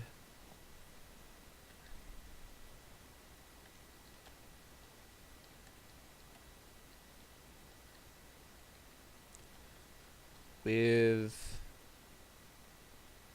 Fallen and see what's going on. Just make sure we got no more games here. But yeah, GG to everyone. Very good game to Akuma. Very good game to Team Backpain. Tough loss, but very good game, everyone. It was actually very entertaining. So let's make sure we got no more games. But hey, that's a tough way to go out, but you can hold your heads high for sure. It was a very nice series there from Team Backpain. And I like the Karthus, pulling out the Karthus in the end. It was actually doing pretty well too, but there's a few other things didn't go the way of Team Backpain, and Akuma will come out on top with a very solid performance. The Ezreal was the secret, I guess. Very good Ezreal games there from Catharsis. Did a very solid job there.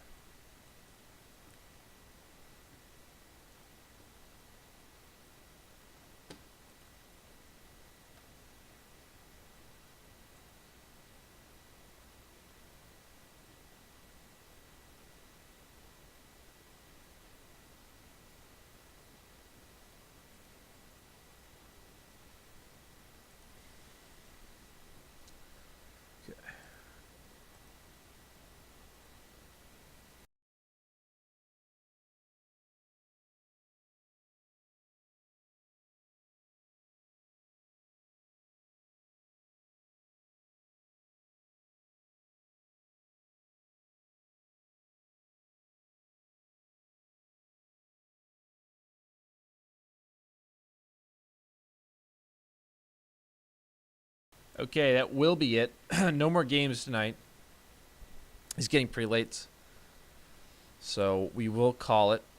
But a good couple series there. Team Backpain, very good job, Akuma. And now we'll call the night. Just a couple housekeeping things. Mentioned this earlier, but you can help support the league by subscribing here on Twitch. You also use Twitch Prime, connect your Amazon Prime account. It's a free sub. Go ahead and use the Acer link. You can use the Acer link down below. If you buy through that, we get some money. Not much, but hey, anything counts. Also donate to us directly if you want to. You can find me on twitch.tv/IamNotCoeus. Spelled the way it is here. That's it. Also find me on YouTube just by searching that. But that's about it from me. There is another match taking place. Vanguard's Revenge will play the Rats at some point. I don't know if that will happen tonight. I'm not sure. It's apparently still up in the air. But if that does happen, it's apparently gonna be streamed. I think it's gonna be streamed on the SFL2 channel, but could be streamed here. Again, everything's up in the air. I believe Fawn will come in and update everyone in the chat or anything if something happens. But for now, that's it for tonight. But you know, if you're still up and around, come tune into that if it does happen. We'll get an update to you guys if it will happen tonight. But anyway, thanks for tuning in. It's been a pleasure casting for you guys, and GG to Akuma, GG to Team Backpain, and we'll see you guys later. So thanks for tuning in, and have a good night.